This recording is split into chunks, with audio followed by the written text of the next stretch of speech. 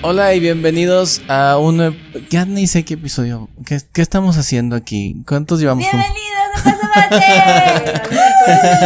Mira, no sé, creo que en el 60 y tantos. No, 70 y tantos. 70 y tantos ya. Y hoy es el segundo episodio en el que nos acompaña Nadia. Hola. Muy contento de que estés acá. Y pues Paula sigue de vacaciones en Dominicana. La saludan. Hoy llegaba, pero no sé. Entonces. Y llegó con lluvia. Imagínate venir de la playa. Wey. Con sus historias ahí en los atardeceres de la playa y luego llegar a esta cosa. A esta plasta. A esta plasta de cemento. No sé si la ciudad de la furia se refiere a que es Buenos Aires, ¿no? Buenos Aires, ¿no? Buenos Aires. ¿Tú has ido a Buenos Aires, no? ¿Tú has estado en Buenos Aires? ¿Y si es la ciudad de la furia o...? Sí, está bueno. ¿Quién sabe qué sea eso? O sea, ¿Es más caótico que aquí o es...? No, está más tranquilo. ¿Sí es más tranquilo? Sí. Al menos cuando yo estuve. Saben que hay mucho en Buenos Aires, muchos viejitos, muchas personas de la tercera edad. Vale. Como que están en todos los cafecitos y así, o sea, como que en los camiones, o sea, como que se ve que suben, se van, se pasean, así, pero como que los parques están llenos de señores. Ya. Órale. Tranquilo. O sea que cuando Cerati dijo la ciudad de la furia, no sabía lo que decía. No había Tal vez venido. en sus tiempos. No había venido a CDMX. Sí, No, pero es que, o sea, años antes había estado. Tal vez estaban enojados con él. Se puede ser. A lo mejor. Puede ser. Eso puede Todo pasar. estaba muy furioso Eso ahí. puede pasar. Sí.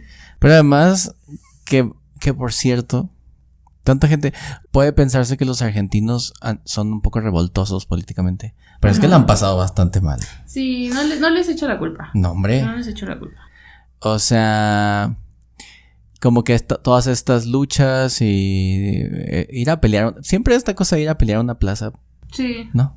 A la plaza de la ciudad. Yo la verdad cuando me enteré lo de las abuelas, por ejemplo, ¿no? O sea, yo dije, güey, qué súper trágico. impresionante, ¿no? Y que, bueno, se conecta un poco al tema del que vamos a hablar, porque las abuelas de la Plaza de Mayo, no sé si nos están escuchando, lo sepan, ¿no? Pero fue este colectivo de mujeres que se dedicaban a buscar a los hijos de sus hijos. O sea, muchas personas fueron desaparecidas durante la dictadura en Argentina y muchos niños fueron, es que dicen como relocated, pero realmente se los robaron, ¿no? Para dárselos a familias que no eran las suyas después de haber matado a sus papás.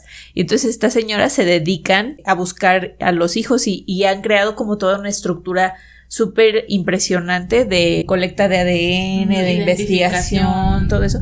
Y tanto de ellas como de la dictadura en Chile, o sea, viene lo que hoy reconocemos como la FUNA, ¿no? Sí. O sea, la idea de ir, pero ellos iban a casas de políticos involucrados en la dictadura, tocarles en la puerta y a señalarlos y, o sea, como que era esta cosa de tomar la vergüenza como una herramienta para denunciar, ¿no? O sea, como si el Estado no va a hacer nada, nosotros vamos a ir y te vamos a decir como esta escena de Game of Thrones de shame.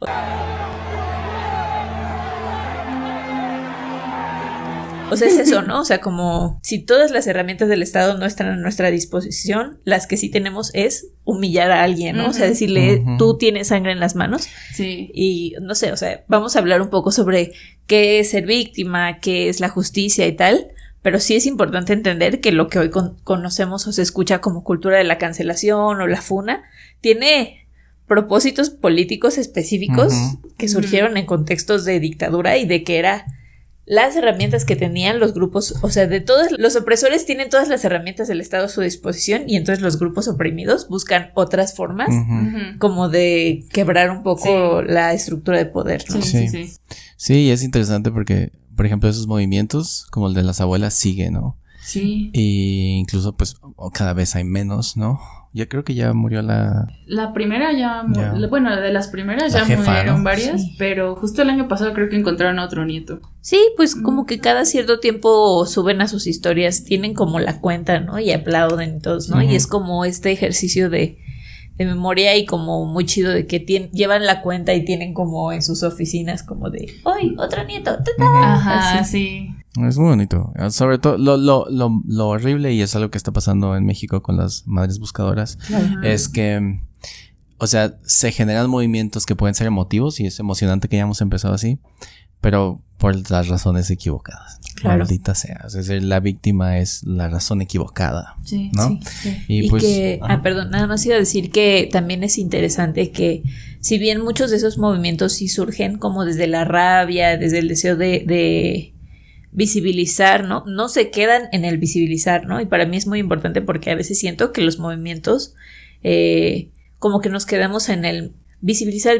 Uh-huh. Ahora, por ejemplo, como que ha habido muchas críticas, vamos a hablar de eso supongo más adelante, ¿no? Pero como que han habido muchas marchas en Ciudad de México como contra la gentrificación, ¿no? Y está la crítica de si se rompen o no vidrios, bueno, eso lleva desde, bueno, esas conversaciones, pero siempre está como, o sea, a mí me enoja un poco cuando el debate se da como en términos de si está bien o si está mal, y la persona está como, no, pero es que hay que visibilizar, y como estamos enojados, o sea, como que es una conversación interesante, ¿no? Como si la rabia, si la indignación, pero como que sí siento que hay que a veces pasar más a la táctica y como para a quién le sirve, ¿no? O sea, a quién le sirven estas estrategias, y pienso que los movimientos de madres buscadoras, tanto en México como en todo el sur del continente, tienen muy claro, o sea, como esta cosa de estrategia política de que sí hay que estar enojados y la rabia, pero cómo o sea, las abuelas de la Plaza de Mayo no son solo gente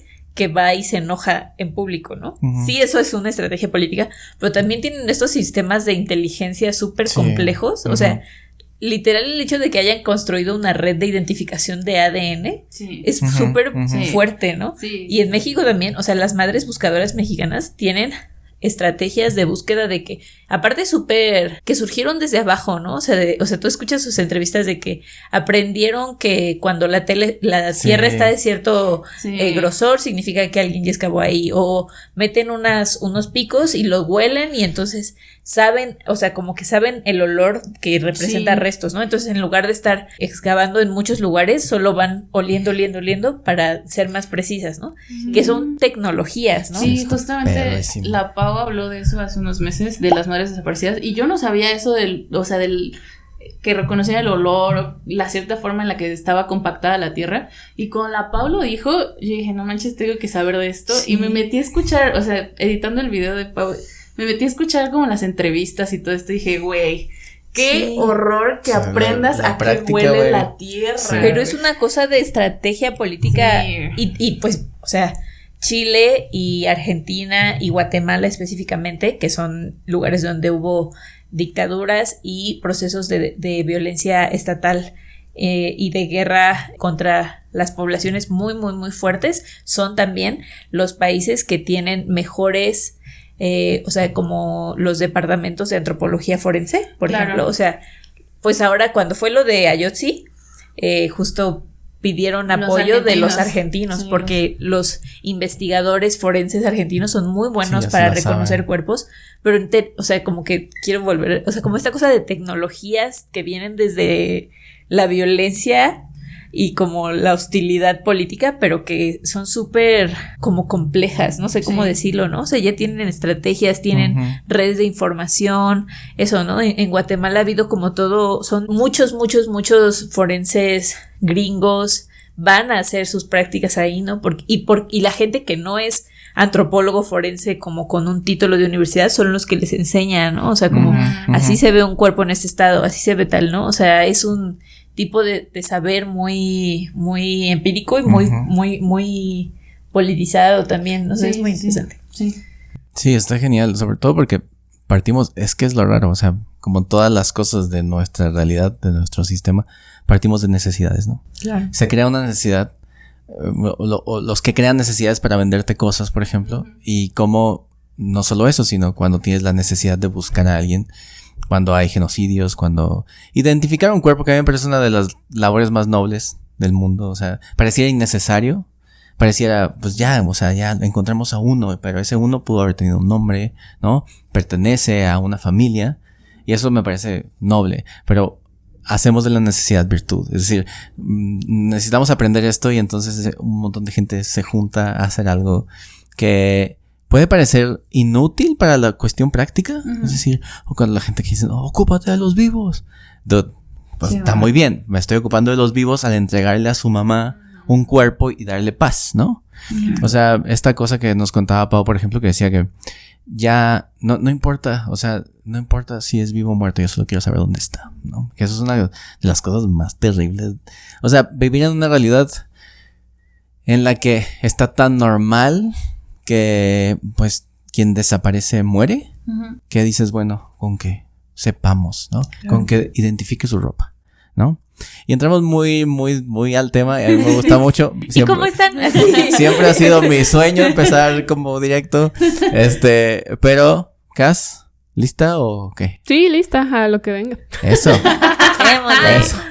Pues lo que vamos a hablar hoy son las víctimas y cómo trabajamos a las víctimas nosotros, o cómo los trabaja el Estado, o cómo pensamos y cómo piensan ustedes, porque yo sé que la gente es mala y la gente es fea. Y entonces de repente hacemos preguntas que no deberíamos hacer porque queremos llegar a un lugar a donde ni siquiera es importante llegar, ¿no? Y es un poco lo que vamos a hablar también un poquito hoy, ¿vale? Ámbar, ¿lista? Claro que sí, amigos. No se preocupen si estoy hablando a un micrófono, solo que ustedes no saben. Pero sí, todo bien.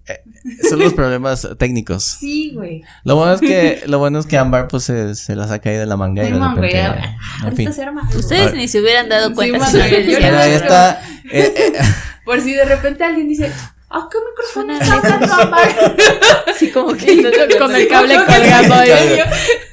Excusatio non petita, güey. Sí, bueno, o sea, como que de repente a veces me llegan como preguntas medio extrañas, técnicas, y por eso luego a veces digo cosas en el podcast y ustedes no saben a cuál, pero o sea, ahí se va a oír. Que sí molesta, por ejemplo el video de Sweet Child of Mine de Slash saliendo de la iglesia tocando la guitarra sin un cable, o sea, que todos dicen, ¿dónde está conectada la guitarra? Bueno, que somos malas personas. Qué bueno que explicas la situación. Como la gente que arruina las películas, ¿no? O sea, es que en realidad no se puede. Es así. ¿No? Es que en realidad no podrían salir de un gusano gigante. En fin. Nadia, ¿cómo estás? Estoy bien, muy contenta de estar acá con ustedes, amigos. Nosotros también. Nosotros también. Me gusta mucho porque haces eso, es como, a ver, ya, vamos a empezar. Tema, tengo mucha información. Saco así como cosas súper. Entonces, cuerpos. Vamos a tener que buscar el ADN. Pero es que, mira, es importante que la gente entienda que esas cosas alguien las tiene que saber. Sí, güey. O sea, que el güey que sabe de ingeniería está muy bien, el güey que sabe de derecho está muy bien, pero de todo alguien tiene que saber algo, güey. O sea, y lo ideal sería que todos supiéramos de todo. Pero entiendo que no hay tiempo, tienes que hacer tus cosas, vivir tu vida y tal. Pero estas cosas nos ayudan a entender cómo es que un problema, que es un problema social, nos lleva a generar redes, medios de búsqueda, nos lleva a que utilicemos cosas tan superficiales como empezaron, como Facebook, que era una cosa superficial asquerosa, para encontrar a alguien, ¿no? Y entonces pensamos en la víctima, suponiendo que siempre que existe una víctima, existe alguien que genera una especie de daño, ¿no? Y me parece que esos son dos términos que no podemos separar. Pero ¿por qué es más fácil? Y esta es una pregunta al aire para empezar. ¿Por qué es más fácil justificar al victimario que poner en su lugar a la víctima? Yo nomás quiero saber eso, güey. O sea, ¿cómo hacemos para tener más preguntas para la víctima que para el que hace el daño, güey?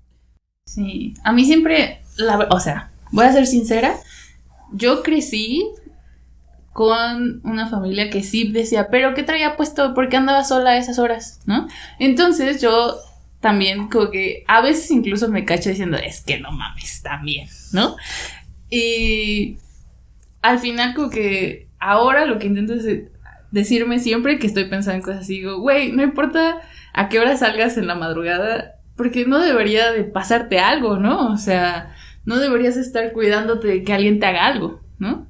Y no sé, o sea, siento que muchas veces uno como que está proyectando algo en la víctima, ¿no? Dice, o sea, pues qué traía puesto, porque estaba sola o solo, ¿no? O sea, qué estaba haciendo, porque estaba tomando, qué estaba tomando, ¿no? Cosas así. Porque siento que muchas veces, por ejemplo, en mi familia yo siempre creí que eran pues mi mamá o mis tías y mi abuela como poniéndose en esa situación en la que ellas nunca se pusieron en esa situación y por lo tanto no les pasó algo así, ¿no? Y si les pasó algo malo era porque ellas mismas tomaron la decisión de ponerse en una situación así. Pero está raro porque, o sea, porque es más fácil también tú colocarte. Sí. O sea, es como si fueras empujado a decir, es que yo también, para que traía el celular en la mano, por eso me lo quitaron. Sí. ¿No? Sí, claro.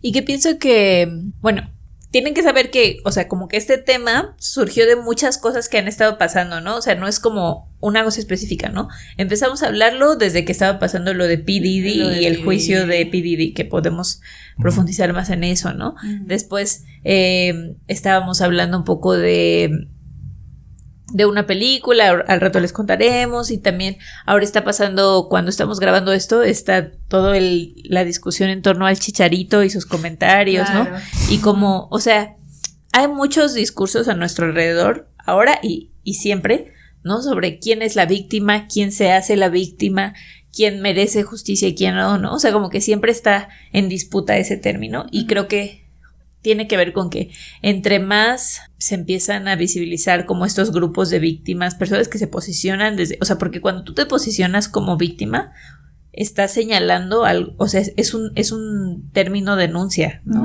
Entonces, estás señalando a lo que sucedió y estás denunciando a un victimario, ¿no? Y entonces son conceptos que están como en disputa todo el tiempo porque están como que rompiendo una normalidad, ¿no? Y entonces, pues sí, ¿no? O sea, y tiene mucho que ver, por ejemplo, con el concepto de justicia, ¿no? Que también lo hemos abordado acá. O sea, ¿quién merece qué? ¿No? O sea, a mí me parece muy interesante que hacerse la víctima sea algo tan... O sea, como que... sea un insulto que sea un insulto, ¿no? Sí, o sea, como que es interesante y que creo que tiene que ver como una cosa cristiana de quién merece el sufrimiento o no, la atención o no. No sé, a mí me pasa mucho, por ejemplo, en las conversaciones cuando estaba más presente el tema del aborto, que hubiera gente que decía que solo podías acceder a un aborto si te abusaban sexualmente, ¿no? Y era como interesante porque era como, entonces no te interesa tanto, o sea, no crees que sea asesinato, porque si creías que es asesinato, no podrías, no aceptarías nada, ¿no? Pero entonces tiene más que ver con el merecer, ¿no? Y como de que para que te tuviste que haber sufrido para que puedas decidir, ¿no? O sea, como que hay una cosa rara. Sí. Entonces, a mí siempre me parece muy interesante cuando alguien dice, es que se hace la víctima. Y es como... Sí. Y eso, justo. ¿Por qué tiene más que decir eso de la persona víctima? O sea, porque eso es un juicio hacia la víctima y no al victimario. No sé, siempre me ha parecido interesante. Sí, justo como que... yo quería abrir un poquito sobre eso, ¿no? Parecería... de cierta manera, si lo vemos superficialmente, ocioso, decir que es víctima, ¿no? Pues sencillo, quien sufre un daño, ¿no? Pero en realidad no, o sea, cuestionarnos cómo nosotros definimos en este contexto que es víctima, dice mucho de todo el contexto que estamos teniendo social y cómo lo estamos viendo también desde nuestra posición incluso geográfica, ¿no? Se va a ver distinto. Y sí, justo, bueno, yo quería poner un ejemplo. No sé si han visto la serie How I Met Your Mother. Es un ejemplo genial. No soy fan. No tiene buen gusto esta. Perdón. No tiene buen pero gusto es un muy buen ejemplo el personaje de Barney, que todo el tiempo creyó que en Karate Kid la víctima era el malo. O sea, que el malo era el bueno, él decía, ¿no? O sea, para él, el de Karate Kid, Daniel San, no era la víctima, él era el bully. Y en realidad el bueno y el que sufrió realmente fue el que agredió para nosotros, en nuestra concepción, a Daniel San, ¿no? Entonces es genial como cuestionar y, o sea, lo piensas a profundidad y dices, quizás sí, ¿no? O sea, todo el tiempo estuvo presionado por su sensei, no tenía apoyo, estaba aislado. El otro se burlaba de él, el otro se burlaba de él. Exacto, si lo piensas realmente, sí puede reconfigurar cómo se posiciona esto entre bueno y malo, ¿no? O sea, ¿quién realmente es el malo? O sea, dices como la visión. Que sí, de la película, ¿no? O sea, sí es muy importante entender cómo funciona esta definición para entender también justo los elementos que contiene ser víctima, ¿no? O sea, requiere empatía, requiere esa noción de justicia, pero ¿hasta dónde que es la justicia, no? Claro. Sí, está muy bueno. Sí, yo me acuerdo un caso horrible en Morelos, en Temisco. Me acuerdo mucho que me enteré, como que fue por partes, ¿no? La información que iban dando. Primero, que iban a como meter a la cárcel decían a una menor de edad por haberse causado un aborto, ¿no? Y entonces como que yo dije en mi cabeza, pues ha de ser una morrilla como de 17, 16 años, ¿no? Pero aún así yo me acuerdo que, o sea, cada vez que le contaba a David yo estaba más enojada, porque de repente resulta que no era una niña de 16, 17 años, era una niña de 12 años, ¿no? Y de repente resulta que había sido porque el embarazo era por un abuso sexual de uno de sus tíos. Y luego era porque la morra había buscado un aborto y no se le habían dado, ¿no? Aunque ella dijo que sí fue abuso sexual. Y entonces resulta que la niña ya tenía un hijo antes con otro de sus familiares que también la había violado. Y todo eso, o sea, la verdad, la estaban acusando porque encontraron el paquete de misoprostol en su cuarto. Pero pues no hay una prueba de, o sea, de si estás tomando eso, o sea, no te pueden hacer una prueba de sangre y sale misoprostol, ¿no? Aparte que también es un medicamento para otras cosas. Y entonces, pues al final, pues se hizo como todo un círculo mediático y pues creo que no la procesaron, pero pues sí le presentaron como ciertos cargos que no iba a presentar en cárcel, pero, o sea, la acusaron al final, ¿no? Al final, pues sí perdió sí realizó el aborto, ¿no? Pero la niña pues quedó mal, ¿no? Tuvo daños en el útero por el aborto mal hecho y que luego le tuvieron que estar haciendo. Y la verdad yo dije así, güey, ¿cómo? O sea, yo me acuerdo que leí posts de gente que tengo en Facebook y que decía, no, es que es una asesina. Y de repente yo vi cómo se peleaba gente cada vez que salía más información, ¿no? O sea, que decían que en realidad había sido abuso sexual, que no solo era una menor de edad, sino de 12, 13 años. Y tú dices, güey, claro. O sea, la percepción de la víctima, ¿no? Como se cambió en una cuestión de días y una semana, ¿no? Pero también es como, sí, la observación, o sea, de dónde lo estamos viendo y tal, y cómo podemos decidir que por cierto, una niña para unas cosas no puede ser culpable, pero para otras sí. Es decir, para empezar, ¿no? O sea, si hace algo como niña no puede ser acusada como adulto, ¿no? Pero otras cosas sí, lo cual está bien extraño. Pero sí puede ser mamá. Ajá. Que se supone que no debería, ¿no? En toda esta, es que miren, yo pienso que debe haber al menos un grupo conservador solo para tener un equilibrio, ¿no? Pero tienen muchas contradicciones en la vida. Y una de esas es eso que decías, ¿no? O sea, como un aborto sí y otros no. Porque va a ser un engendro, porque es de un abuso, ¿no? Pero también cómo demeritamos a las víctimas por cosas que hacen en su vida. Es decir, estaba pensando en los casos en donde no pensamos que una trabajadora sexual puede ser abusada sexualmente. Claro. ¿No? Claro.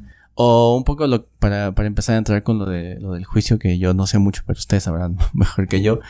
El hecho de demeritar a una mujer por sus decisiones porque tiene OnlyFans. ¿No? O sea, ¿cómo es que el victimario puede salir bien parado por cuestiones de la persona que es la víctima, ¿no? Claro. Y que ahí, o sea, creo que es importante empezar, ya lo dijimos un poco, pero dejar claro que víctima, victimario son categorías sociales en disputa, ¿no? O sea, no son conceptos como rígidos de que oficialmente eres víctima, ¿no? Y eso es todo lo que eres, y está el riesgo de que se vuelvan conceptos limitantes, que sean como muy esencialistas, ¿no? Y que, como decíamos, ¿no? O sea, siempre como que construyen narrativas más grandes que hay que aprender a cuestionar, ¿no? Y sí, lamentablemente, como que hoy en día tenemos muy rígidos los conceptos de cómo se debería de ver una víctima, cómo debería de actuar una víctima, qué tipo de cosas le están permitidas o no, ¿no? Qué cosas sí son víctimas y qué cosas no. O sea, como que siempre es un término muy cargado, ¿no? Y la otra cosa que iba a decir antes de movernos allá es que, por ejemplo, yo por mucho tiempo estuve en colectivos que acompañan a familiares de víctimas. Y siempre está esta conversación de que hay personas a las que no les gusta llamarse víctimas, ¿no? Y prefieren nombrarse sobrevivientes. ¿no? Y como que es una cosa de tomar agencia, ¿no? No soy lo que me hicieron, soy lo que yo hice para sobrevivir lo que me hicieron, ¿no? Y que es muy válido y que para muchas personas es como una cosa como de empoderarse, ¿no? O sea, de recobrar agencia de su propia historia. Pero a mí también me tocó escuchar a mamás específicamente diciendo como, es que yo sí soy víctima, ¿no? O sea, como que no quiero, o sea, como que me siento forzada a ser como súper heroína sobreviviente, ¿no? O sea, como que yo realmente lo que quiero es nombrar que me hicieron algo malo, ¿no? O sea, como que me nombro como víctima porque para mí es importante que se me reconozca que lo que hicieron me hirió, ¿no? Y justo de nuevo ahí, ¿no? O sea, como que un concepto que para algunas personas puede ser empoderante como sobreviviente, para otros se siente como una carga, ¿no? Sí. Como una doble. No solo tienes que sobrevivirlo más horrible, sino que aparte tienes que hacerlo vencedora y triunfante, ¿no? Y empoderada, sí, y maravillosa, activista, ¿no? Ajá, exacto. Entonces, como entender que no son términos fijos, ¿no? O sea, son categorías que cambian y que significan cosas distintas para las personas. Pero si quieren, le damos, por ejemplo, a lo de Didi primero. Sí. ¿Qué opinas? Sí, porque yo estoy muy interesado en eso, porque... O sea, yo como fan de... Y es que esto se va a poner en modo chisme, gente. O sea, vamos a poner toda la seriedad posible, pero es que esos son temas raros, ¿no? O sea, porque son figuras públicas. O sea, yo lo conocía por su trabajo musical y nada más. Sí, a mí me preguntan, oye, ¿y tú sí puedes separar al artista de la obra? Sí puedo, no tengo problema, ¿no? Pero esos son casos como que saltan, ¿no? Como que...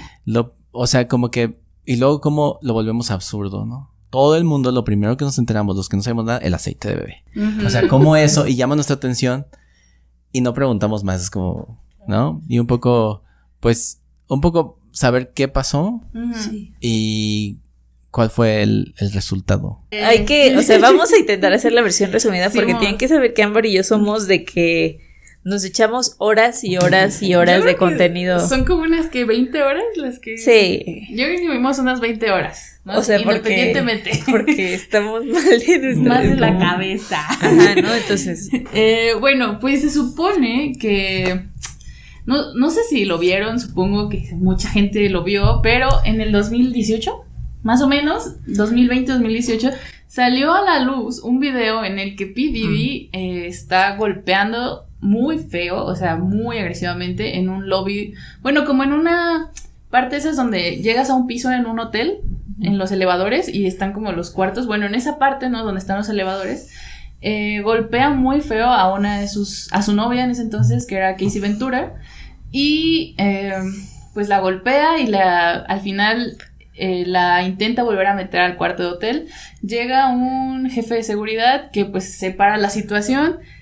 Ya después sale a la luz que pues al vato pues como que el jefe del hotel le dijo, oye, pues no vayas a reportar nada, esto aquí se quedó, ya nos pagaron, no sé qué. Pero pues al final Casey Ventura se va y pues un tiempo después termina con Diddy, su relación con Diddy, ¿no? Entonces todo esto empezó porque Casey Ventura presentó una demanda contra Diddy diciendo que pues la demanda no fue porque la había abusado o que había habido violencia doméstica, sino que fue un tema de trata de personas, de el racketeering, que es crimen organizado, y pues unas cosas de venta de sustancias ilegales, ¿no?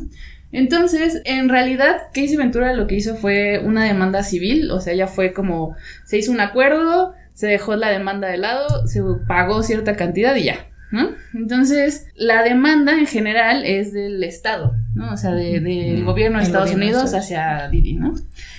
Y pues bueno, se hizo un juicio bastante mediático en el que pues obviamente se pidió que se testificara a Casey Ventura y a un par de novias más de Diddy y de asistentes y gente que había sido pues afectada por él. Y pues muchos pues sí dijeron de las conductas de Diddy, que sí hubo abuso sexual, las famosas fiestas de Diddy, ¿no? En la que pues Casey Ventura durante casi 10 años la hicieron como tener sexo con escorts o pues sí, ¿no? Como strippers, acompañantes, trabajadores sexuales. Ajá, que pues tenían sexo enfrente de Diddy y entonces pues lo de las botellas de aceite y todo esto y que hacían destrozos en el hotel y eran fiestas donde había MDMA, ketamina, y que duraban mínimo unas 48 horas, y que una vez a la semana pasaba eso. Entonces, pues, se hace todo este juicio,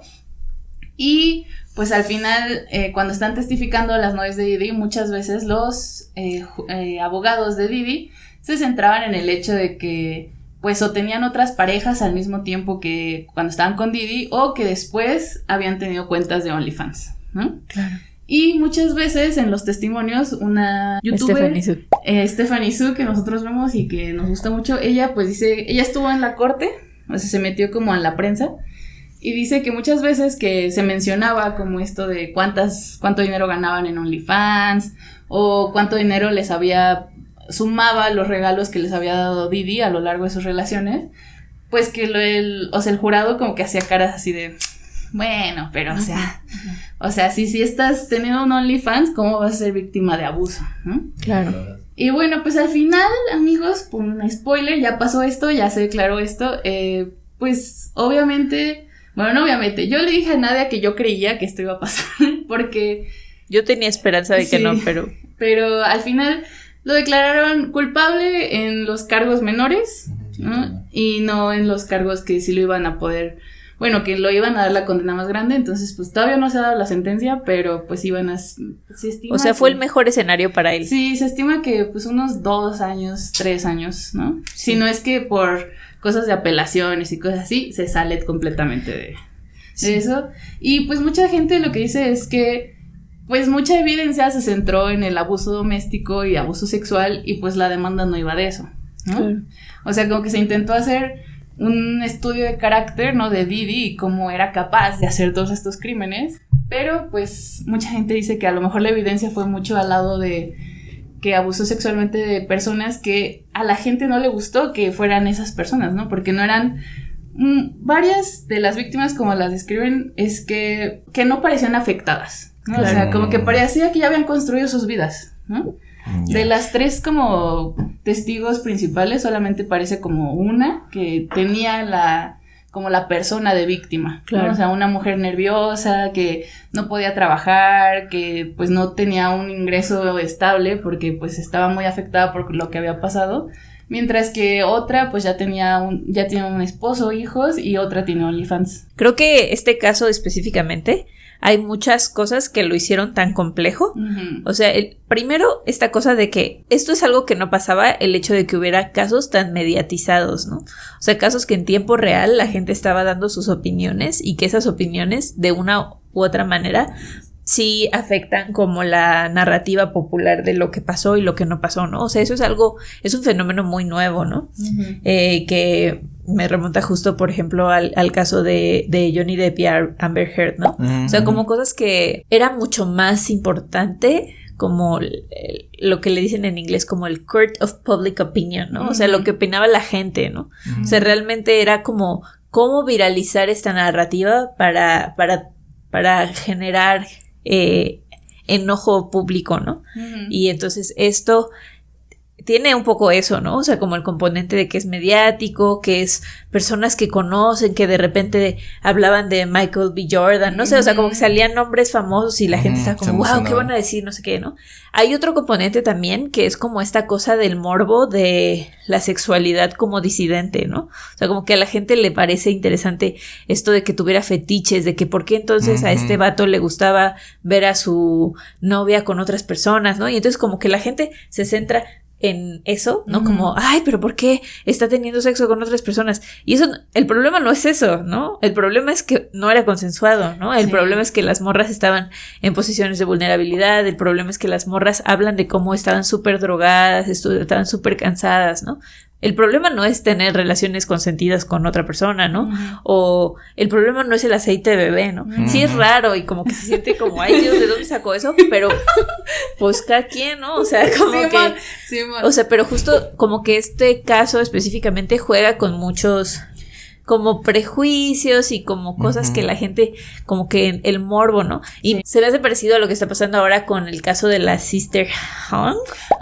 Claro, eso también está pasando. Ahora está pasando en ese momento mientras grabamos este caso de una persona que filtró muchos videos de hombres teniendo sexo con con esta persona y que justo estos hombres no dieron su autorización para que se filtraran sus videos, pero hay como todo una cosa mediática de que Sister Hong resulta que no es Sister Hong, sino que es un hombre, o sea, tampoco es una mujer trans. Ajá, o sea, tampoco es una mujer trans, es un hombre que se vestía de mujer para tener sexo con estos otros hombres, pero que de nuevo, el problema no es que haya hombres teniendo sexo con hombres, ¿no? El problema es que hay un caso de violencia sexual de filtrar ¿no? esas cosas. Creo que hay como conversaciones también en torno a posibles contagios de VIH, ¿no? O sea, hay muchas cosas pasando, pero aparte de las formas de violencia más explícitas, están como lo que sale de la normalidad de las personas y que hace que todo se sienta más turbio, ¿no? Sí.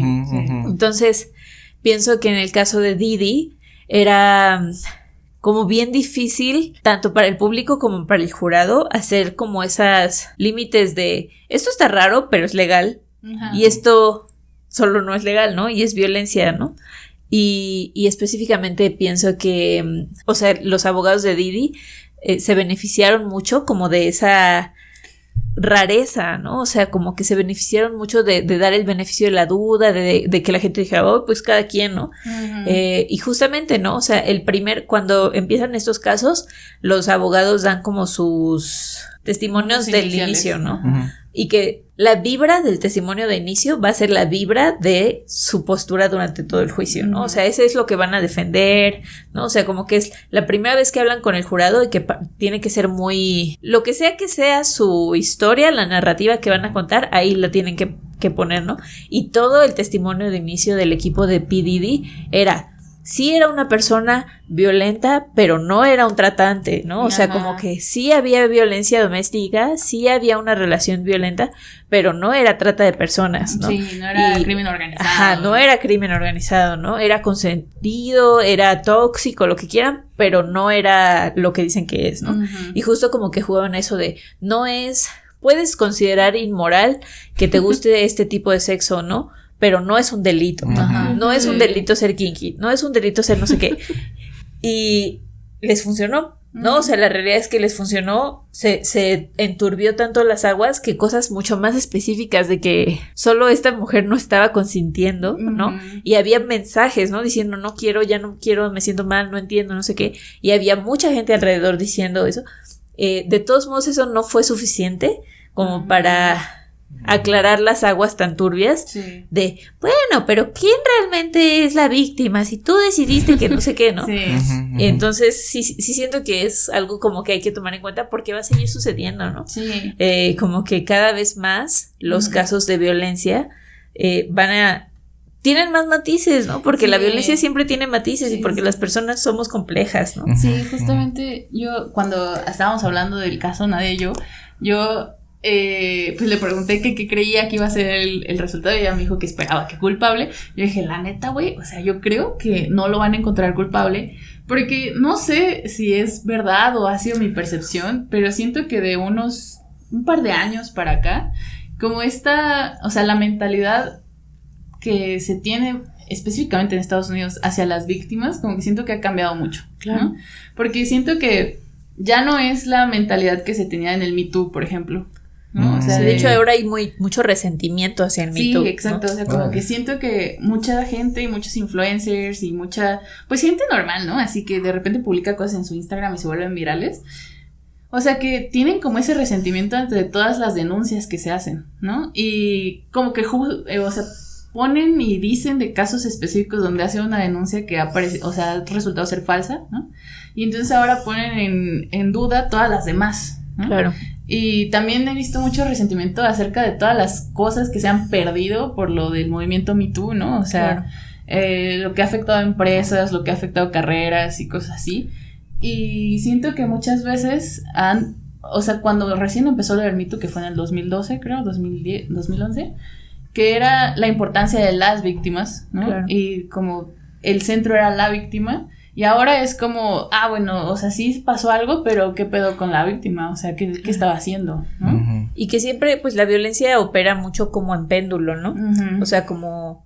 Y sí es cierto, y podemos criticar que el Me Too en ciertos momentos se basó como en esta obediencia, o sea, como decir, yo le creo a las víctimas como un dogma, ¿no? Que tenía razón de ser, ¿no? O sea, era un posicionamiento político de que como por tanto tiempo no se le ha creído a las víctimas, yo parto de creer a las víctimas, ¿no? No se tendría que quedar ahí, ¿no? O sea, como que tendría que ser, yo parto de que te creo y después vamos viendo los matices, ¿no? Pero mucha gente se fue como del lado de, si una persona dice que es víctima, entonces es víctima y todo lo que dice es cierto. Y de nuevo, las personas no somos, o sea, somos complejas, ¿no? Va más allá de eso, ¿no? Entonces, como que en respuesta a el Me Too y como la forma en la que se acercaba a los procesos de violencia, ahora está todo este segmento o segmentos de la población que están enojados y como resentidos, ¿no? O sea, de los cambios que hubo en lo del Me Too, no sé, ¿no? O sea, y algunas de esas cosas tienen como, están anclados en un piso de realidad, ¿no? O sea, sí es cierto que por mucho, o sea, que durante la etapa del Me Too, por ejemplo, mucha gente como que si le decías que hizo algo, pues como que ni siquiera porque les interesara realmente, pero las marcas se deslindaban para no meterse en problemas, ¿no? Eso sí es cierto, ¿no? O sea, es real que hay personas que eso les pudo haber afectado, que les pudo haber dado miedo, ¿no? Pero yo pienso que de forma muy deshonesta se toma estos casos y como decir, entonces por eso nunca, ven cómo eso es lo que pasa cuando le creemos a las víctimas, ¿no? Y sí, ¿no? O sea, como que sí pienso que ahora está, sobre todo Estados Unidos, está como en un lugar como post Me Too, de mucho enojo y de mucho, pues sí, no, o sea, como mucho cuestionamiento, como de no creer, ¿no? Como convénceme de que sí eres víctima, puro escepticismo. ¿no? Escepticismo. Sí, y está bien duro porque hay cambios que creemos, o sea, como que nos enfocamos en lo peligroso que puede ser el error, en lugar de la importancia que tiene el acierto, ¿no? Que es como que no entendemos que hubo movimientos que permitieron que ahora hubiera más seguridad en trabajos donde no las había, tanto para hombres como para mujeres además, o sea, porque en esa época un montón de hombres también salieron, güey, a mí me querían hacer cosas, güey, yo. Claro. Y gente que tú no te imaginas que pudieron haber sufrido algo así, porque los ves y dices, no, pues está grandote, güey, y tal. Que en realidad fueron abusados sexualmente y pudieron decirlo. La cosa es que ahora pensamos en los que fueron víctimas de ese movimiento hecho por las víctimas. Que es como cambiar la narrativa, ¿no? Y toda esta gente que perdió trabajos, que es lo que sigue pasando ahora con la cancelación, ¿no? Y por eso hay tantos shows de comedia que de pronto se burlan de las cancelaciones o porque mucha crítica a decir, bueno, no puedo decir esta palabra porque pierdo mi trabajo, mi dinero, mi esposa, ¿no? Y en México pasó que un músico cuando lo acusaron se suicidó, ¿no? Y como que es lo que perdimos es más importante que el trabajo que se hizo, ¿no? O sea, un montón de actrices que salieron y dijeron, güey, este vato, ¿no? Y que empezaron a salir los monstruos, ¿no? O sea, los monstruos, los de la isla, por ejemplo, que ahora que ya no hubo isla, ya, pues ya ni modo, no hay lista. Dependiendo quién esté en el poder, hay lista o no hay lista, pero es otra cosa. Y Estados Unidos está en esta lucha de, pasamos de la izquierda a la derecha, y ahora que está a la derecha, tenemos que recuperar los valores de la derecha, y eso implica que la víctima otra vez se pone en duda. O sea, como algo tan importante recae en esto que no tendría por qué estar tan en duda, ¿no? Pero ve que tú tenías ahí unas anotaciones y muchas preguntas. Muchas preguntas. Bueno, es que escuchando la situación del caso, me acordé de O.J. Simpson también y del súper trabajo que hicieron los abogados. Justo de entender el contexto social y como atacar ahí, ¿no? O sea, entender qué pasaba allá. Ah, bueno, está lo de el racismo, ¿no? Me voy a girar para redirigir como la atención del público y como yo salir beneficiado, ¿no? Entonces, creo que es exactamente lo mismo que hicieron ahorita, ¿no?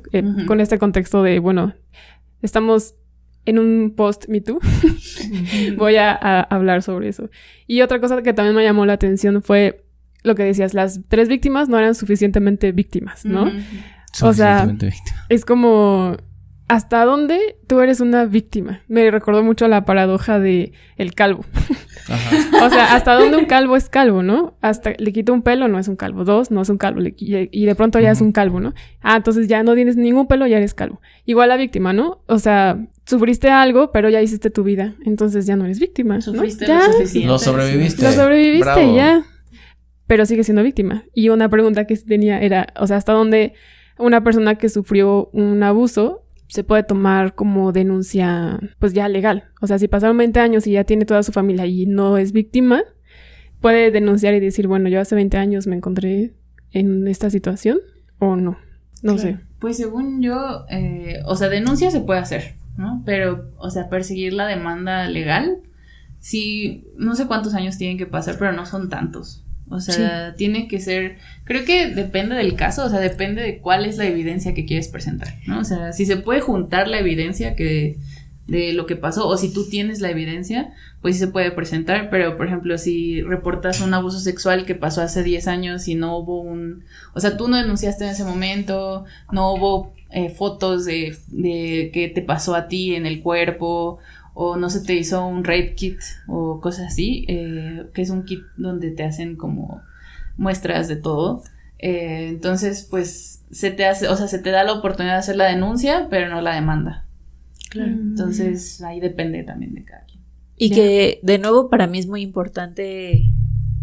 O sea, yo sé que hay gente que dice, ay, va otra vez como, ay, esta morra relativiza todo, ¿no? O sea, pero es necesario como que tomar en cuenta que la ley no es rígida, o sea, como que hay mucha gente que utiliza la ley como, justo como el dogma, ¿no? Como la ley como dice que esto es así, como la ciencia, ¿no? Como nuestro episodio pasado. El episodio sobre el conocimiento, ¿no? O sea, y realmente las leyes cambian y justo, o sea, mientras hablamos hay muchos delitos que antes prescribían y tenían lapsos de después de tanto tiempo ya prescribió el delito y no puedes volver a denunciar, no puedes denunciar, y que entre más investigación hay, más nos damos cuenta que muchas personas se tardan mucho en darse cuenta de que vivieron violencia o se tardan mucho en sentir seguridad para hablar. O sea, entre más se analiza y se escucha a las víctimas, se cambian esos marcos jurídicos, ¿no? Entonces, cosas que antes era muy claramente un delito, ahora ya no lo son, y al revés, ¿no? O sea, cosas que en el momento era como, ay, no, eso no es delito porque no le pegó, ¿no? O sea, eso no es violencia porque no le pegó. Ahora entendemos, o sea, todas esas cosas cambian, ¿no? Y eso es algo bueno, ¿no? Y como que justo creo que la lucha que se ha dado como para recategorizar, por ejemplo, la prescripción de los delitos tiene que ver como con entender mejor cómo opera la violencia, cómo, o sea, como esta cosa de como la psicología del trauma, ¿no? O sea, son cosas que antes no se hablaban, ¿no? No se sabía. Sí, es que una cosa es bien importante es cómo casos que van siendo nuevos, van creando una biblioteca de casos, la jurisprudencia, para saber qué hacerse en los otros casos. Sí, no, porque incluso, o sea, personas, por ejemplo, pensando en un matrimonio, una esposa violada, ahorita ya se puede pensar, una esposa puede pensar que fue violada, pero hace años no, sí, era como, este es mi papel de esposa y entonces aunque yo no esté consensuando este encuentro, no puedo decir nada. Mi esposa no me puede violar. Ajá, exacto, no es violación. Y entonces, justo como por esta investigación y este enfoque de cómo vamos a pensar que es víctima y que no, entonces ya puedes acercarte y denunciar y decir, no, pues creo que sí sufro violación. Incluso ni tanto en términos legales, ¿no? Sino como la persona, de manera individual, entender que fue víctima en algún momento. Claro. Sí. Y que ahí tiene que ver como muchas veces nos enseñan que ciertas cosas son muy objetivas. Hay una frase como que dicen como la objetividad es la subjetividad de los hombres, o sea, de los hombres, de los vatos, pues, ¿no? O sea, como que muchas veces como, es la ciencia, es no sé qué, ¿no? Y es como, no creo, ¿no? O sea, como que no creo. Pero justo, o sea, esta idea de que aún las cosas que se sienten como más rígidas, como que hay una descripción, se mueven y se tambalean y son frágiles sobre otras cosas, ¿no? Ejemplo, la descripción de trata de personas, ¿no? O sea, justo en el caso de lo de Didi, cuando tú lees la descripción de trata de personas, yo pienso que es muy claro que lo que sucedió sí es trata de personas, ¿no? O sea, porque no hay un consentimiento, porque está habiendo intercambio de dinero para utilizar el cuerpo, porque las morras, Casey Ventura y Jane Doe, o sea, como que varias de las personas que testificaron en el caso, o sea, como que están diciendo que hay intercambios monetarios, que él está pagándole a tal para usarla a ella y que la mueven de un estado a otro, muchas cosas que entran en la categoría de trata de personas, ¿no? O sea, como de la forma más objetiva, ¿no? O sea, si tú solo ves ¿Hubo intercambio voluntario? Sí. ¿Hubo consentimiento? No. ¿Hubo traslado de un lugar a otro en pasos de líneas estatales? Sí. O sea, como que si lo hicieras así, check, sí entra en trata de personas, ¿no? Pero cuando tú y yo pensamos en trata de personas, por muchas películas, por mucho como La Ley y el Orden, nos imaginamos a gente en un tráiler, una niña que le arrancaron de sus papás y ahora está en medio de la nada en Tailandia, no sé, o sea, como que tenemos una idea muy construida socialmente de lo que es trata de personas, que es falsa, ¿no? O sea, se sabe que la trata de personas es, en términos porcentuales, es muchas veces en casos de personas que fueron tu familia o tus seres queridos, ¿no? No es un señor X que te robó de tus papás, ¿no? O sea, son...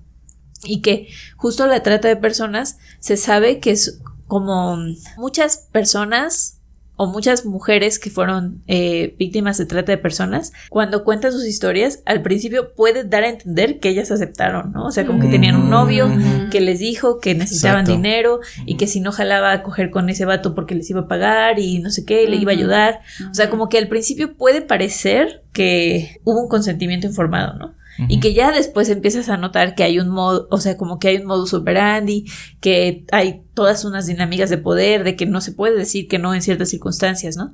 Pero así, o sea, la trata de personas es uno de estos delitos que es muy, como que hay mucha desinformación al respecto y que es desinformación que afecta mucho a las víctimas, ¿no? Y a las sobrevivientes. Y una y otra vez cuando tú escuchas a sobrevivientes de trata de personas y a asociaciones, dicen que una de las peores cosas que se pueden hacer es como seguir manteniendo esa desinformación, ¿no? Y esto nos lleva a justo la película que estábamos hablando, El Sonido de la Libertad. No sé si ustedes han escuchado de esta película, ¿no? Pero hace un par de años salió una película que estaba producida por Eduardo Verástegui, como este señor provida mexicano, en colaboración con un estudio estadounidense, que estaba haciendo una historia en contra de la trata de personas, ¿no? Y que básicamente es como esta narrativa como de un grupo de hombres cristianos blancos en Estados Unidos que rescatan niños en contra de la trata de personas. Y literal es súper como heroico, ¿no? O sea, como que se meten al desierto a salvar a un niño que está siendo trasladado en un... O sea, como que sí es muy la idea hollywoodesca de cómo se imagina una señora que es... la trata de personas, ¿no? Sí. Y es una película que podríamos hacer un episodio completo de lo complicada que es, porque justo cuando la gente, como es una película financiada por un lobby muy específico republicano de derecha en Estados Unidos, cuando la gente la criticaba, ellos decían como...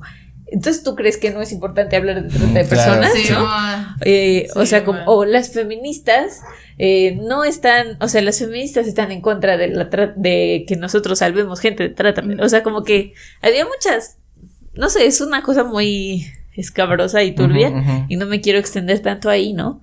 Pero entre las muchas críticas que hay a esa película estaba, o sea, muchas personas sobrevivientes de trata decían como que eso es lo que hace que ahora cuando nosotros estemos en nuestros juicios veamos en el jurado el o sea, no es nada emocionante. Sí, porque así, o sea, ¿en qué momento un señor blanco te rescató y con una navaja, ¿no? O sea, o en qué momento te tomaron así de los brazos de tu mamá, ¿no? O sea, te subieron drogado a un avión. Ajá, exacto, ¿no? O sea, y justo ellas dicen como, es que es una cosa muy, muy, muy real para las víctimas de trata de personas, que cada vez más estamos en nuestros juicios y podemos ver como al decir la verdad de lo que pasó, la gente como que está esperando algo más hollywoodense, ¿no? O sea, como que la gente está como... Ay, entonces era tu novio y tú dijiste que sí, ¿no? O sea, y eso es falso, ¿no? O sea, es falso porque objetivamente la trata de personas no funciona de esa manera. O sea, obviamente hay casos de un rapto de un niño, bla, bla, bla, pero la mayoría de los casos son mucho más complejos en el sentido de que sí hubo un cierto nivel de consentimiento que como medio raro y como que sí había como participación y agencia de ciertos modos, pero no, o sea, como que son delitos que son turbios, que son difíciles, ¿no? Sí, y para hacer análisis de cosas tan complejas, tenemos que tener la capacidad de reconocer que dos cosas pueden ser reales al mismo tiempo, que las personas somos contradictorias, que el deseo funciona de formas diferentes, no sé, ¿no? O sea, hay muchas cosas que como que ya no se hablan tanto, ¿no? Y el caso de Didi yo siento que va a ser un referente para mal de cómo sí o no se ve la trata de personas. Y pues va a tener mucha, o sea, no solo contra ya las morras que lo denunciaron y que pues no se les va a hacer justicia, pero para otros casos en los que más gente va a utilizarlo, como decías, ¿no? La jurisprudencia para decir, no, pero eso no es trata, solo es una relación tóxica. Exacto. Sí, ¿no? Pero también una cosa que me parece que es una cosa que también puede llegar a ser hasta filosófica, que es, primero, la manipulación. Esa madre existe. O sea, hay gente que te dice cosas, que te trabaja, güey. O sea, que puedes trabajar a personas para que estamos muy enamorados y tal, pero ahorita, o sea, algo que pasa mucho en México es que hay gente que farmea parejas para venderlas, güey. O sea, el pimp, en el peor sentido de la palabra, es yo manipulando adolescentes para que después esos adolescentes se vuelvan prostitutas, digamos, ¿no? Y nadie dice, bueno, pero es que también, o sea, no era de a huevo que estuvieras ahí, güey, pero si la enamoras, se aprovecha de su inocencia, que eso existe, güey, o sea, ni modo. Y te digo que me van a matar si no les pago este dinero, y este dinero solo lo podemos conseguir así. O sea, hay un montón de formas de manipulación que tienen que ver con quitar la voluntad de una persona para que haga algo, ¿no? Entonces existe como que cierta víctima que está siendo sacada de su voluntad. Y eso como que tampoco lo entendemos. O sea, que no entendemos que hay gente muy hábil retóricamente y psicológicamente para hacer que una persona, y no estamos hablando de hipnotismo ni de nada de estas mamadas, güey, o sea, hay gente que le habla bonito a niñas de 13, de 14 o incluso adultas, mujeres adultas y que ellas están convencidas de que su tratante era su novio, ¿no? O sea, que tenía muchas novias y también como que te imaginas, no sé, alguien que no tuvo alguien de pocos recursos, bajos recursos, o que no tiene educación, pero no, o sea, alguien súper educada con mucho dinero igual puede ser manipulado de esa manera. Y no nada más con cuestiones sexuales, o sea, robarle, quitarle sus ahorros. Si tú por error o porque te manipulan firmas un cheque, eres víctima, güey. O sea, te están manipulando porque esa persona se va a desaparecer y no va a invertir ese dinero. O sea, como que no entendemos que hay muchas cuestiones que tienen que ver con dónde nos desarrollamos, nuestras necesidades, las emociones. O sea, todo ese tipo de cosas que, miren, yo me he quejado aquí como estas cosas cuando la gente se enoja. Bueno, cosas como el fucking, ¿qué escuchamos la otra vez? El love bombing y tal. Yo digo, güey, pues, pero lo cierto es que ese tipo de cosas, ese tipo de trucos se pueden utilizar para unas cosas que tienen que ver con problemas sociales, pues. O sea, son manipulaciones que tienen que ver con quitar a la persona de su voluntad, es decir, que ponerla en una situación de vulnerabilidad para conseguir algo. Y que además te va a dar un beneficio a ti por el que no estás haciendo nada, güey. Sí, ven, o sea, hay muchos, es decir, bueno, pero estas chicas iban con él, eran sus novias y tal. Sí, dude, pero pueden drogarte y hacerte hacer cosas, ¿no? O sea, la CIA ha trabajado en el suelo, la verdad, tanto. Claro, sí.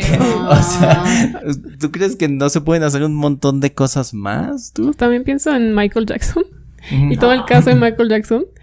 Pues no realmente les quitó su voluntad, así como enajenarlos, simplemente los trabajó, ¿no? Al grado de que los papás aceptaban y accedían a que sus hijos estuvieran y él pagaba ahí. Sí. O sea, le pagaba a los papás y tal. Y es tan raro y turbio que la gente no lo toma como macabro, lo que hacía Michael Jackson en su Neverland. Que al final no supieron... Fue un mistrial, ¿no? O sea, no supieron qué hacer, ¿no? Sí, claro. Sí. Bueno, o sea, solo que muchas personas se benefician de esa ambigüedad, ¿no? O sea, y a veces es como farmeada, ¿no? O sea, construida, ¿no? Sí. ¿Cómo hacemos esto lo más ambiguo posible? Sí, claro. Sí. O sea, que también tiene mucho que ver, digamos, con cuando las víctimas no parecen víctimas a los ojos de la gente, ¿no? O sea, digamos, o sea, sí te violaron y sufriste, o sea, te golpearon en el lobby de un hotel hasta dejarte con la nariz rota, pero porque tienes un OnlyFans, ¿no? Sí. O sea, que tú dices, bueno, es que ser una víctima no te quita las decisiones de tu vida, ¿no? Claro. O sea, no es como que sufriste abuso y entonces ahora ya no puedes coger jamás. Pero además, si yo me encuero de lunes a viernes, ¿ok? Si yo decido encuerarme de lunes a viernes, si yo empiezo a hacer mis videos de dibujo, encuerado, de lunes a viernes, y el sábado no quiero, güey. Exacto. Porque eso es tan difícil, o sea, si el sábado no quiero encuerarme, el sábado no voy a encuerarme. Y si alguien me encuera, es abuso, güey. O sea, es eso. Por eso lo de las esposas, ¿no? Si la esposa no quiere que ni la toques, no la tocas y ya, güey. Sí. Lo hablas, a ver, espérame, ¿cuál es la razón? No, pues hoy no quiero. Ah, bueno, ¿no?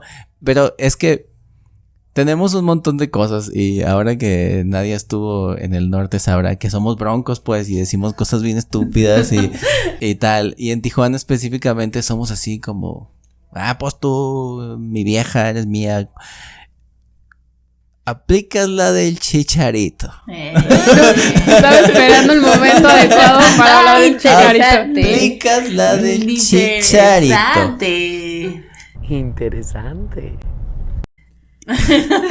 Interesante. ¿Cómo empezó su carrera de influencer de género? Con el beat más chafa de todo. Pedorro. Además, eso lo hacen en la televisión desde los 90, desde Eugenio Derbez. Interesante. Bueno, en fin, eso. Es decir, existe que tú tomas una decisión. En el caso de Chicharito, pues obviamente Chicharito no es del norte, ¿no? Pero representa mucho esta onda, pues como la familia muy tradicional, ya vejada, ya un poco superada, sobre todo porque a como ha batallado la economía mexicana, pues ya no existe mucho esto. Se da en la periferia muchísimo, ¿no? Y en los lugares alejados, pero cada vez es más natural que hombre y mujer trabajen, ¿no? Pero lo cierto es que estadísticamente, y aquí hay gente que lo sabe más que yo, aunque los dos trabajen, la que llega a limpiar la casa es la esposa. Pero se entendía, si quieres, que antes, cuando los vatos nos íbamos a cazar mamuts, íbamos por la comida del día, las morras se quedaban, ¿no? Entonces era como, yo hago esto, pero tú haces esto. Digamos que ese es el pensamiento que tiene el Chicharito, ¿no? Lo cierto es que ya no pasa eso. Ahora, ¿por qué nos quedamos con esta idea de que la mujer es la que tiene que hacer eso si ya los dos son los que van a trabajar? Entonces lo que dice Chicharito, muy sesudo. Mira, es que luego de tanto cabezazo yo creo que uno ejercita, como que quedó ahí ejercita, tocado. No al revés, como que siente como grandote. Que se le puso bien grandote el cráneo. O sea, como que la frenología, claro. La frenología, o sea, trabajando. Acuérdate que ese güey metía goles hasta de nuca. Sí, güey. O sea, era una cosa impresionante. O sea, en un tiempo fue chichadios, güey, ¿ok? Ahora, ¿por qué? Porque jugaba al fútbol. No porque fuera un sociólogo. ¿Ok? Eso es importante. Bueno, digamos que tanto balance en la cabeza le dije, ahora piensa. Ahora él piensa. Megamente. Y tiene pensamientos. Como cuando eras adolescente y que escribías tus pensamientos. Igual Chicharito, nada más que el Chicharito los graba.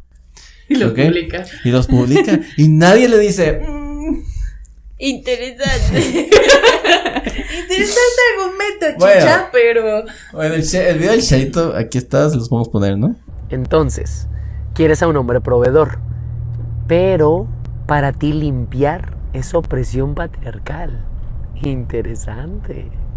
Lo que entiendo yo es que él piensa que son las mismas personas las que hablan de la opresión y las que quieren ¿cómo dijo? Un hombre proveedor.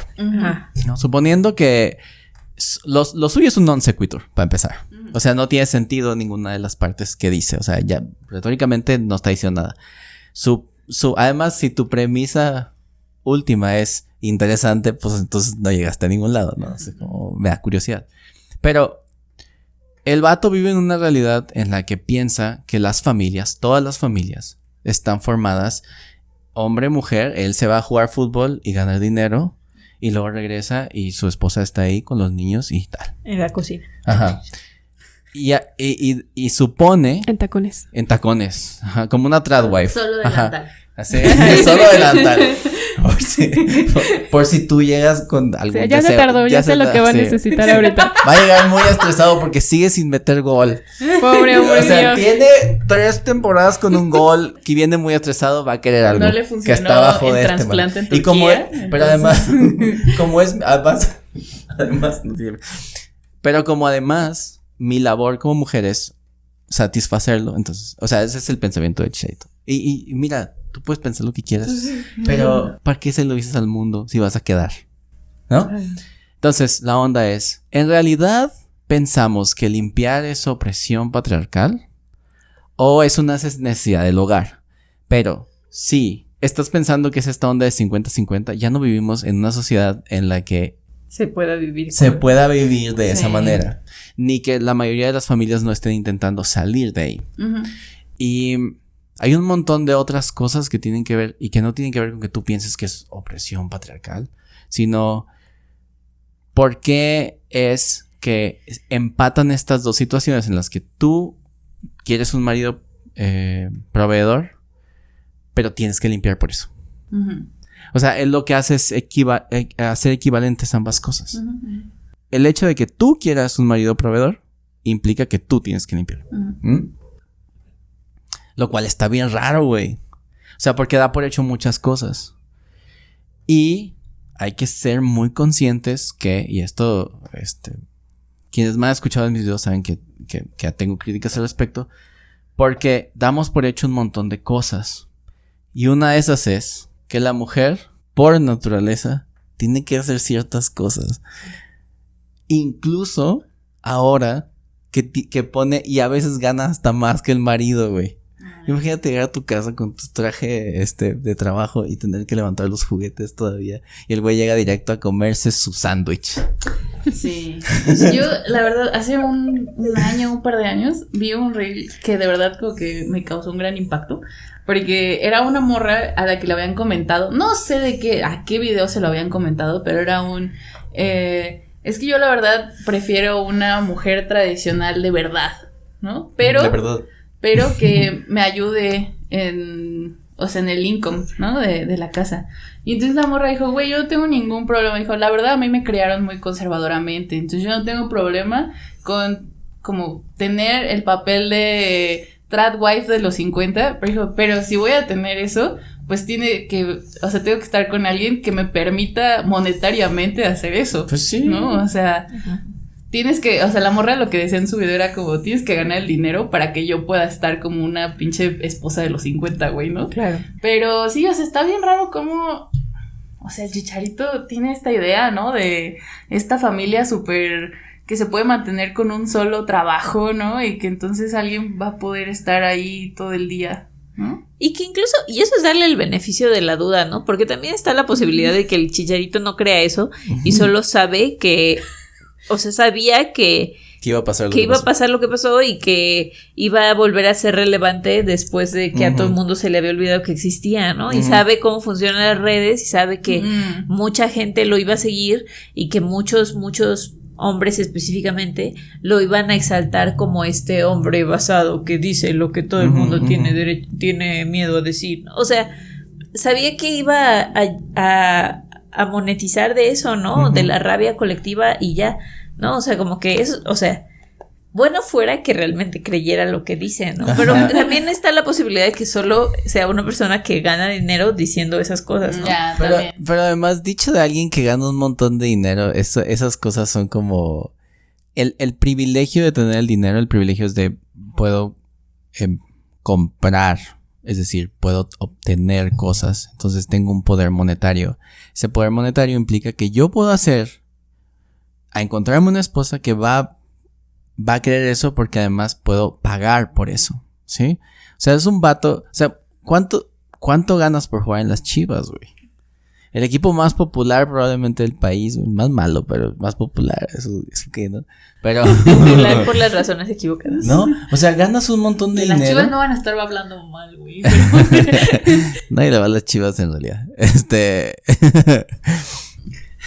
¿Cómo es que tú puedes decir eso desde tu privilegio, ¿no? De ser un hijo de futbolista que tiene unos medios para estar ahí ya, es decir, empezaste privilegiado, su papá era futbolista también. Él lo hizo muy bien, eso es el máximo goleador de la selección y tal, ¿no? Lo admiramos por su trabajo futbolístico. Hay que separar al artista, Pero no, ¿de dónde te sacas? Mira, es que eso es el pedo y nosotros podemos estar pecando de lo mismo, pero el hecho de que tú ya puedas como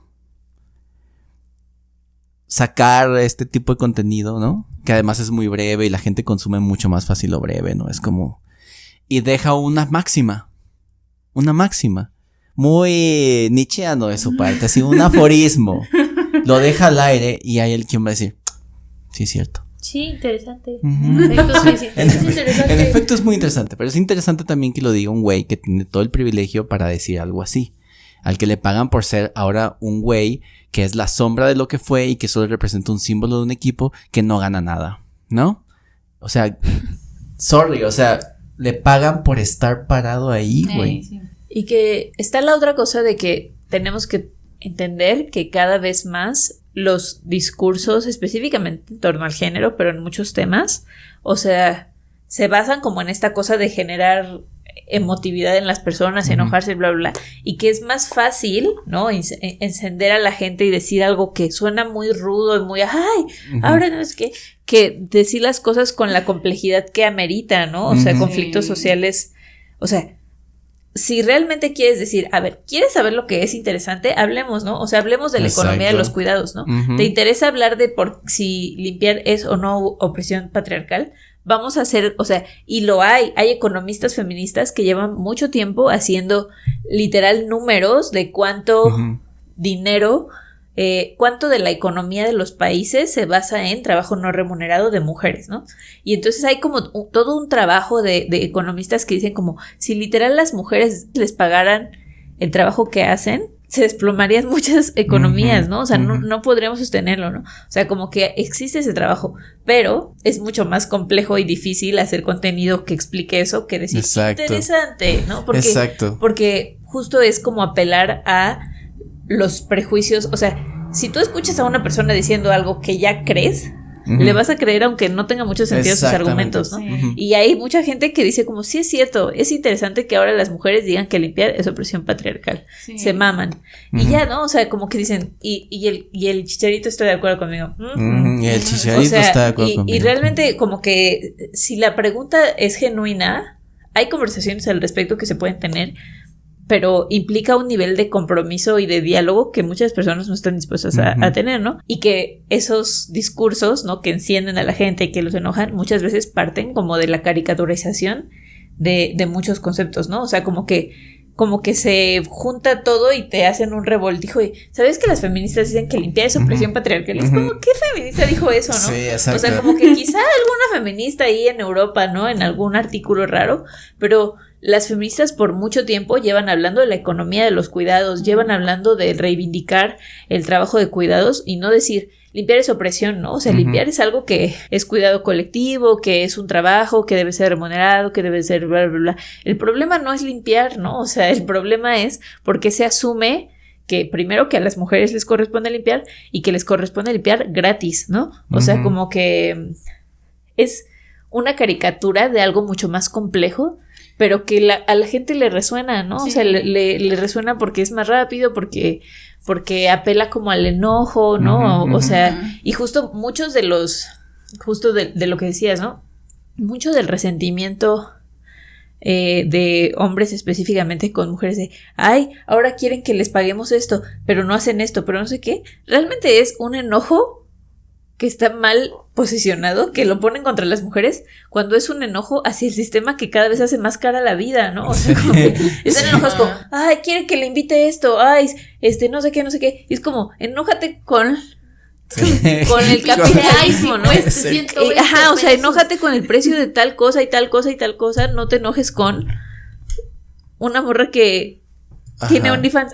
O sea, por ejemplo, el hecho de que mucha gente le enoja que haya mujeres que ganen tanto dinero con OnlyFans, porque sí es cierto que ganan mucho dinero, ¿no? O sea, pero es como, lo que te enoja es que haya como una economía tan fluctuante, ¿no? O sea, que haya personas que tienen acceso a belleza hegemónica. No sé, hay muchas conversaciones. O sea, se puede problematizar OnlyFans de muchas formas sin criminalizar a las trabajadoras sexuales, ¿no? O sea, pero sí se puede como entender los matices, ¿no? De quién tiene acceso, qué tipo de mujeres son las que acceden a los tops de OnlyFans, ¿no?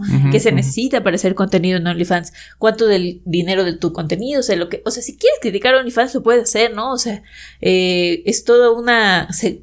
el creador de OnlyFans se queda con muchísimo del dinero, tiene unas políticas de privacidad bien explotadoras, ¿no? O sea, lo puedes criticar, ¿no? Pero mucha gente realmente no le interesa la ética de OnlyFans. Le enoja que haya mujeres con dinero, ¿no? O sea, le enoja que haya mujeres que hayan sabido monetizar como su capital erótico de cierta forma y ahora no necesiten, o sea, como que realmente ellas sean las que cubran todo y que tengan niveles de acceso a poder que antes no se podían tener mujeres, ¿no? Entonces solo es como, realmente te enoja lo de ¿qué te enoja realmente, Chicharito? O sea... Sí, bueno, justamente yo estaba... Hoy en la mañana me salió un video de esos de... ¿Qué pasó en la semana, no? En México. Y era como estas noticias. Y era un güey que yo he visto como en ciertos reels. Supongo que tiene un podcast, no estoy segura. Pero pues me salió y pues vi su video. Y entonces me metí a su perfil. Y el único video que tenía pineado era en el que está entrevistando a una stripper. Y pues la stripper le está diciendo así, pues es que el reel empieza, ¿y cuánto gana al mes una stripper, no? Y la morra dice, pues depende, ¿no? O sea, yo vi a las morras como las más, el top de donde yo trabajo, ganaban 100,000 al mes, ¿no? Y se daban el lujo de nada más ir fines de semana, ¿no? Y cosas así. Y entonces creo que yo dije, güey, esta sección de comentarios tiene que ser. Y pues me metí a ver y dije, güey, obviamente era mucho hacia el enojo justo de eso, ¿no? O sea, como unas morras se van a ir como que 12 días a trabajar y van a ganar 100,000 pesos, ¿no? Cosas así. Y justamente me recordó a lo de OnlyFans y me recordó al caso de la de Bella Thorne. O sea, que esta morra dijo que iba a... Como que fue un meme. Ajá, o sea, como que hizo, voy a abrirme OnlyFans, ¿no? Y entonces la morra gana el millón más rápido en OnlyFans en puras suscripciones. Y cuando decide subir sus fotos, pues eran fotos que ya había subido a Instagram y que eran, pues, no enseñó nada, pues. No, así, nada. Y entonces, pues, hizo todo un pedo porque obviamente todos los que se suscribieron se enojaron muchísimo porque aparte era una suscripción bastante cara entre OnlyFans. Y se enojaron muchísimo y me acuerdo mucho como la rabia que había contra OnlyFans en vez de la rabia de cómo, o sea, el hecho de que OnlyFans cuando pasó eso obviamente empezó a hacer un montón de políticas bien extrañas y bien explotadoras en las que... Sí, como que justo por culpa de Bella Thorne ya la gente no podías pedir ¿cómo se dice? Como reembolsos, o sea, como que creo que o sea, como que el hecho de que ganara tanto dinero hizo que las demás como que se fuera haciendo menos dinero las que tenían menos suscripciones, o también, por ejemplo, se empezó a hacer más políticas en las que se fomentaba que aún las personas que no se desnudaban, por ejemplo, ¿no? O que no hacían videos explícitos, se estaba empezando a fomentar eso porque Bella Thorne no lo había hecho y entonces querían como volver a subir el número de suscripciones y entonces como la gente se enojó tanto que ni siquiera era enojo contra OnlyFans, ¿no? O sea, que permitió tal cosa o que... Y que justo la gente, o sea, cuando tú hablabas de eso era como, güey, pero ¿qué es lo que les enoja? Y no sabían, ¿no? Es que es como... que justo como que siento que esa situación de Bella Thorne fue bien interesante porque había muchas cosas que criticar, ¿no? O sea, que la morra sí realmente se aprovechó como de la posición de privilegio que tenía por ser actriz Disney y no sé qué, dejó precarizadas a un buen de trabajadores sexuales de OnlyFans, tuvieron que cambiar las políticas. Hay muchas cosas que podías criticarle, ¿no? Pero lo que le criticaba a la gente era como, es que yo merecía boobies porque yo pagué boobies. Y es como...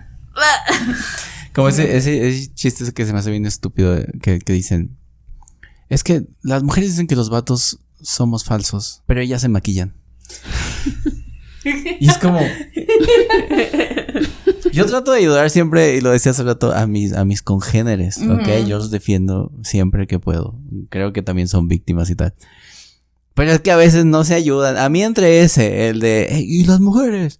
Cuando se pintan el pelo y se maquillan, nos están engañando todos. Esa. Y la de, es que nosotros cazábamos mamuts. Esas dos cosas como, dude. Oh, este me gusta mucho. Es que los vatos nos matan más, güey. Es como... Sí, man. ¿Vas a hablar de estadísticas? Como ese tipo de cosas. Yo intento. O sea, yo de verdad lo intento. Yo quiero a los hombres. A mi hermano el hombre.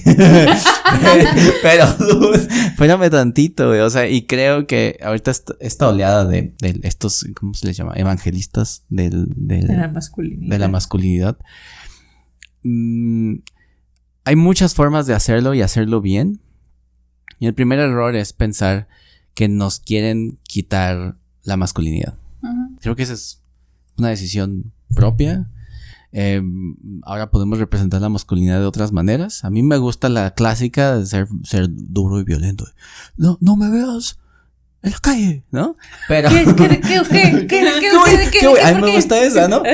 Pero sí cambió y ahora es más ligerito y ahora podemos hablar cosas, ahora podemos decir cómo nos sentimos. Yo estoy bien con eso también, ¿no? Pero el hecho de que nos digan, creo que, no sé si lo dijo, creo que también es en otro video el Charito que está diciendo que las mujeres nos están quitando la masculinidad. Sí, como que luego se pone a hablar de energía, ¿no? Sí, pero es que ya viste que tiene un yin yang tatuado. Sí, yo lo vi en la mañana también. ¿Místico, muchacho? ¿Místico? ¿Místico? Oye, pero, o sea, sí está interesante, ¿no? O sea, esta idea de que interesante. Que se está peleando el papel de la víctima, ¿no? O sea, el hecho de visibilizar que la mujer se está victimizando, entonces el hombre dice, entonces me está quitando a mí mi papel de víctima, entonces ahora. Yo también soy víctima. No deberías de victimizarte porque yo soy la verdadera víctima. Exacto, es mío, no tuyo, ¿no? Sí, ¿por qué? O sea, pero además, esta onda de tenemos que luchar contra ellas que nos están... No, sí, ¿por qué esa lucha? Si te sientes hombre yendo al gym, ve. Sí. No, eso es un poco como esta cosa de los inversos. Cuando te justifican por qué no hay inversos es, mira, porque era una cuestión histórica, que ha pasado tal cosa, tú no has perdido un trabajo por ser blanco, ¿no? Es un poco así, o sea, neta, güey, o sea, tu acusación es que te están quitando la masculinidad, una que tú puedes mantener con tus propios actos, güey. Y si la morra que te gusta quiere que seas, o sea, quiere quitarte la masculinidad, pues entonces que te deje de gustar, dude. O sea, eso es lo que no entiendo, güey. Un poco la idea como del amo y el esclavo, ¿no? ¿Por Exacto. qué tenemos que dirigirnos en ese sentido? Sí. Exacto. Alguien tiene que ser el amo y alguien tiene que ser el esclavo. Exacto. Entonces, si tú ya no eres esclavo, yo estoy siendo esclavo. Yo voy a tener que limpiar. No quiero. Interesante. Sí, Y que justo hay una morra en TikTok, no sé si salió de TikTok o de Twitter, ¿no? Pero se vuelve viral cada cierto tiempo, de una morra que dice como, si los roles de género fueran tan biológicos como nos dicen, ¿no? O sea, es biología que yo siento ganas de proteger, no sé qué, es biología que tú deberías de quedarte a limpiar.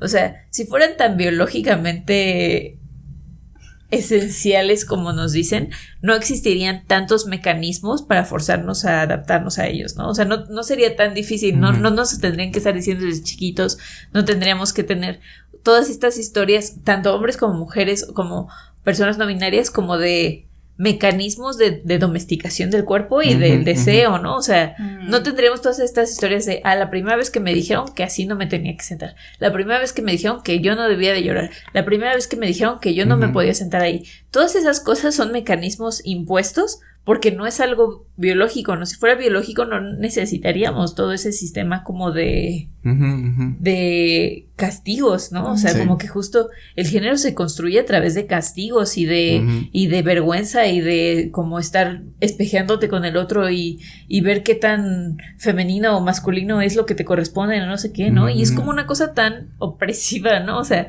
como, o sea, yo de repente sí luego veo videos del temacho, cosas así. Y suena una vida tan horrible, ¿no? O sea, estar como todo el tiempo como... No, y entonces tu modo guerra, y entonces tienes que... No sé qué, y entonces si la mujer dice eso, tú tienes que decir... O sea, es como... ¿Qué nivel de paranoia, estrés, ¿no? De paranoia, de como nivel así de cortisol, de estar todo el tiempo como, es que ellas, y entonces mi masculinidad, mi energía, o sea, es como, güey, descansa, ¿no? O sea, descansa, cómete un sándwich, ¿no? O sea, como el chicharito que traigas un sándwich. O sea, ¿no? O sea, puedes comprar tu sándwich, ¿no? O sea, realmente, Chicharito, no necesitas que alguien te haga un sándwich, puedes comprártelo, pero te alcanza, además. Te alcanza. Te alcanza. Qué genial. Yo nada más quiero explicar algo a mis compitas hombres conservadores que están ahí. Cuando se refiere a lo que no es biológico, está refiriéndose a que tú no eres el proveedor por biología, campeón. Es decir, porque a todos nosotros nos han dicho, no llore, cabrón. A eso, ¿no? Porque biológicamente todos lloramos. Uh-huh. Biológicamente todos lloramos. Tenemos la gripe. Nos condicionan, nacimos con ellos. Y si fuera tan natural, ya hubiéramos evitado que la naturaleza hubiera evitado que los hombres naciéramos con esa puta capacidad. No tendrían lágrimas. Este es un ejemplo muy bonito porque a los hombres nos cuesta mucho. Biológicamente todos lloramos, pero por medio de un adoctrinamiento nos dicen, los hombres no lloran en esta situación en específico. Los hombres no lloran, y entonces creemos que los hombres no. Entonces, aunque nos tiemble el ojito y nos brille así como esfera disco, tenemos que aguantarnos porque nos condicionaron a que tenemos que estar más fuerte que el otro sexo porque tenemos que protegerlo y el que llora es ella. Entonces, ese sentido, eso es a lo que nadie se refiere. Es decir, que tú puedes llorar, pero no lo haces porque te dijeron que no. Y sobre la otra cosa, y yo estoy seguro que todos yo crecí como el Chicharito, estoy seguro, ¿no? Uh-huh. Tú no limpie, cabrón. Deja a su hermana que lo haga. Bueno, yo no tengo hermanas, pero seguramente así es. Todos nosotros, alguna vez nuestra mamá se enojó, los que crecimos con ama de casa, mamá como ama de casa, porque se enojaba porque tenía que hacer un montón de cosas por nuestra culpa y decía esto: yo trabajo todo el día y nadie me paga. Y nuestras mamás no son feministas, güey. Claro.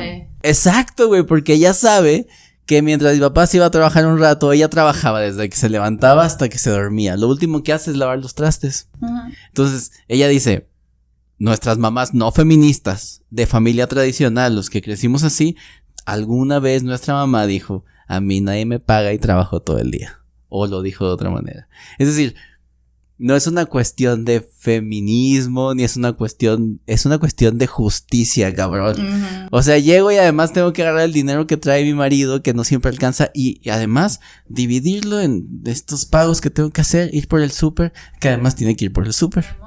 Porque el otro está trabajando 8 horas. Uh-huh. Y llega muy cansado. Su cansancio vale más que el otro cansancio de levantar cosas mientras sigue su niño aquí y el otro niño se está cayendo y tal, porque además no es como que hubiera planeación familiar, ¿no? Claro. Que ese es otro problema. Sí, también. Entonces, es eso pues, o sea, hablar de lo natural es muy difícil, porque es una cosa de la ciencia. Lo que no es natural es lo que nos dicen desde chiquitos y no lo creemos. ¿Por qué tenemos que llevar pantalón a la escuela? Si un día hace más calor, quiero llevar un short. Pero etiqueta, ¿no? Sí, yo me acuerdo mucho, ahora que dices que pues eran puros hombres, ¿no? En mi casa éramos puras mujeres. Y me acuerdo mucho de una vez que, o sea, yo no recuerdo como ya un recuerdo elemental de mi abuela haciendo qué hacer. Aunque todas vivíamos, o sea, la casa de la abuela era donde más estábamos. Y entonces me acuerdo, pero siempre me acuerdo que cada una de nosotras éramos 4 la mayor parte del tiempo. Hacía algo, ¿no? O sea, una barría, otra trapeaba, otra lavaba los trastes. Y por ejemplo, a mí, que yo me ponía los patines y andaba patinando por toda la loza, me tocaba lavar la loza, ¿no? Que siempre se ensuciaba. Y me acuerdo una vez que estábamos todas haciendo qué hacer y mi abuela estaba así tirada como Cleopatra, asustándose moscas. Y de repente una de mis primas grandes dijo, bueno, ¿ustedes qué hubieran hecho si hubieran tenido puros hombres? Y como que mi abuela se quedó así. Como que fue un momento bien extraño en el que mi abuela dijo así como, ¿qué hubiéramos hecho si hubiéramos tenido puros hombres, no? Uh-huh. Pero... Porque los hombres no limpian. Ajá, porque los hombres no limpian. Porque es biológico. Simón. Interesante. Entonces como que yo dije, yo me empecé a reír mucho porque pues yo estaba chiquita lavando la loza y me acuerdo que sí pensé así de, oye, sí es cierto, ¿cuándo ha limpiado mi tío aquí? Y pues sí, o sea, como que al final el niño nació muy tarde, ¿no? Entonces, y nunca estuvo en esa casa, ¿no? O sea, estaba en su casa. Y me acuerdo mucho que, o sea, mi abuelo pues no tenía un nieto y a sus hijos él pues no los crió porque estaba trabajando, ¿no? Y entonces me acuerdo mucho que yo siempre sentía que mi abuelo era un poco como más duro y estricto conmigo y que además era como, pasaba más tiempo conmigo, ¿no? Y me acuerdo que por muchos años a mí me tocaba hacer como las cosas de hombre, ¿no? O sea, por ejemplo, si había que un animal, yo era la que tenía que ir a matarlo, si había una rata yo tenía que ir a sacarla o a matarla. Porque matar también es de hombres. Sí, o sea, a mí lógico, ¿sí? Lógico, tenemos esa necesidad. Exacto, o sea, como que a mí me tocaba, me acuerdo muchas veces que, por ejemplo, con una de mis primas, que es con la que menos edad nos llevábamos, yo me acuerdo que a mí me daban pláticas de cuidar a mi prima, aunque ella es más grande que yo, ¿no? Y como de ver si necesitaba ayuda. Y entonces, pues como que en mi cabeza era algo solamente como, a mí me estaba criando mi abuelo en vez de mi abuela. Hasta que un día, yo me acuerdo mucho ese día. Yo tenía como 9 años, 8, 9 años. Y entonces, como que mi prima de las más grandes me compró un vestido. Y yo dije, pero es que yo no quiero usar vestido. Y entonces mi prima, y como estaba mi abuela y mi mamá y mi tía. Y dijeron así, pero te ve bien bonito y no sé qué. Y digo, pero pues es que yo soy hombre, como mi abuelo. Y yo o sea, en ese momento no me di cuenta, pero ya pensándolo más, ese fue el momento en el que me acuerdo la mirada que se intercambiaban entre ellas, así como de, güey, ¿qué? Y desde ese momento, yo me acuerdo muy bien que de repente era mi abuela la que me estaba criando. O sea, me empezaron a aprender a lavar, a coser, a cocinar, a hacer el quehacer, y yo ya no pasaba el tiempo con mi abuelo, o sea, yo ya no me iba al monte con mi abuelo, yo ya no estaba en el cuarto en el que mi abuelo hacía como los reparaciones de la casa, así con sus máquinas bien extrañas, sino que ahora yo estaba con mi abuela, ¿no? Y tenía que comportarme de otra manera, sí, ¿no? Sí, o sea, como un antes y después. Sí. O sea, la función de los roles en cómo te identificas. Sí, ¿no? Fue súper extraño. Y ahora, pues, yo entiendo como eso, ¿no? O sea, el rol que se me estaba dando a mí, pues yo me estaba identificando más con el ejemplo que tenía, que era mi abuelo, ¿no? En vez de con mis primas, que pues todas eran muy, ay, no, una rata. Y yo así, a ver, pásame una bolsa. Y que era algo muy como de mi abuelo, ¿no? O sea, mi abuelo era el que sacaba los alacranes, el que si había una resolvía. rata. Ajá, mi abuelo resolvía. Y entonces como que, o sea, a mí ahora lo entiendo, ¿no? Pero me acuerdo que fue algo muy impactante. Claro. O sea, porque yo siento que desde ese punto también como que esa relación con mi abuelo como que se distanció muchísimo. Sí. Y ya después les pregunté y como que mi mamá y mi tía dijeron, sí, es que, ¿sabes? Como que, o sea, nos preocupamos de que tú estuvieras diciendo eso y entonces decidieron como hacerme este cambio en mi rutina, ¿no? Claro, sí, totalmente. Y como este distanciamiento. Y que es bien, como que es tan restrictivo y tan frágil y tan, o sea, pienso en la idea de estos roles que es biológico, o sea, solo no es cierto, ¿no? Y como que hay veces que, no sé cómo decirlo, ¿no? O sea, las personas somos, de nuevo, regresando, somos complejas y somos complicadas y nos gustan diferentes cosas, ¿no? Entonces, por ejemplo, yo puedo, o sea, a mí me gustan mucho los vestidos, me encanta maquillarme, pero, por ejemplo, en ciertas cosas puedo ser más como pragmática o como que no lloro tanto o soy como más desapegada, no sé qué. Y entonces hay gente que diría que esa es mi energía masculina, ¿no? Porque esa es como que justo se rebrandea, ¿no? Y ahora como que hay personas que como que ahora dicen que la energía masculina y la femenina es... Y dicen lo mismo que antes se usaba para decir roles de género, pero ahora se utiliza como más místicamente. Pero justo... Pues como ajá, exacto. O sea, pero como que es esta cosa como... No, o sea, no es cierto, solo... Soy una persona compleja que le gustan los vestidos y es pragmática y resuelve, ¿no? Y otras cosas, ¿no? O sea, como que, pero es como una cosa tan absurda, ¿no? O sea, como que si llegara un alien y nos viera, decir como, no, es que como a ella le gustan los vestidos, entonces, o sea, como justo como a Ámbar le gusta ir al monte, entonces tiene que lavar para que se le quite o sea, es como puedes ser niña y que te guste ir al monte y sepas, o sea, no son mutuamente excluyentes. Sí, no se excluyen, ¿no? Pero sí es como una cosa que todo el tiempo estamos como midiéndonos a partir de un estándar que está diseñado para ser, o sea, intencionalmente imposible de alcanzar, ¿no? O sea, ningún hombre nunca va a decir, yo me siento totalmente segura de mi masculinidad, porque dejarían de vender de cursos de match, ¿no? O sea, no les conviene que tú seas totalmente, sí, ya he alcanzado la cúspide del hombre alfa, no se puede, ¿no? O sea, no es viable, ¿no? O sea, está diseñado para que no lo puedas hacer y todo el tiempo sientas que necesitas hacer que otra estás cosa, mal porque de repente te dan ganas de llorar viendo una película, ¿no? O sea, como que te falta algo, y así con las mujeres, ¿no? O sea, como que todo el tiempo va a haber una cosa que necesitas ejercitar tu energía femenina sagrada de la no sé qué verga, o sea, solo nunca vas a llegar a ese ideal de feminidad perfecto, ¿no? O sea, solo y a mí me enoja que quienes lo saben mejor son las influencers y los influencers de la masculinidad, de las feminidades, las tradwives, los The Match del mundo, ¿no? Son gente que está performando algo, ¿no? Que saben que no es cierto, ¿no? O sea, que se ponen un vestido y un delantal y hacen un video y luego se lo mandan a un editor al que le pagan con el dinero que ellas ganan y como que construyen esta idea que es falsa, ¿no? Y es tan frágil, ¿no? Pero nos la creemos y lo malo es cuando nos medimos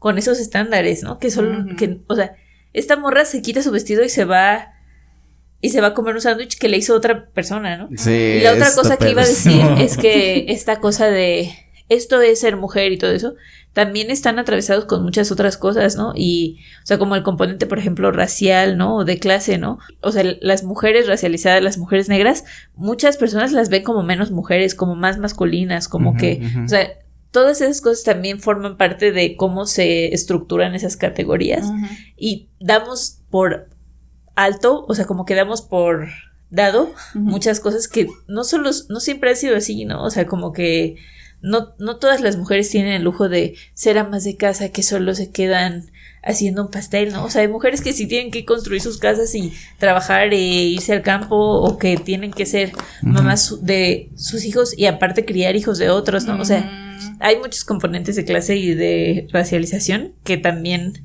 estructuran quién es visto común. O sea, un hombre alfa, o sea, como que es empresario, no sé qué, y como que la imagen que viene a nuestra mente es un señor blanco con dinero, no sé qué. Barba.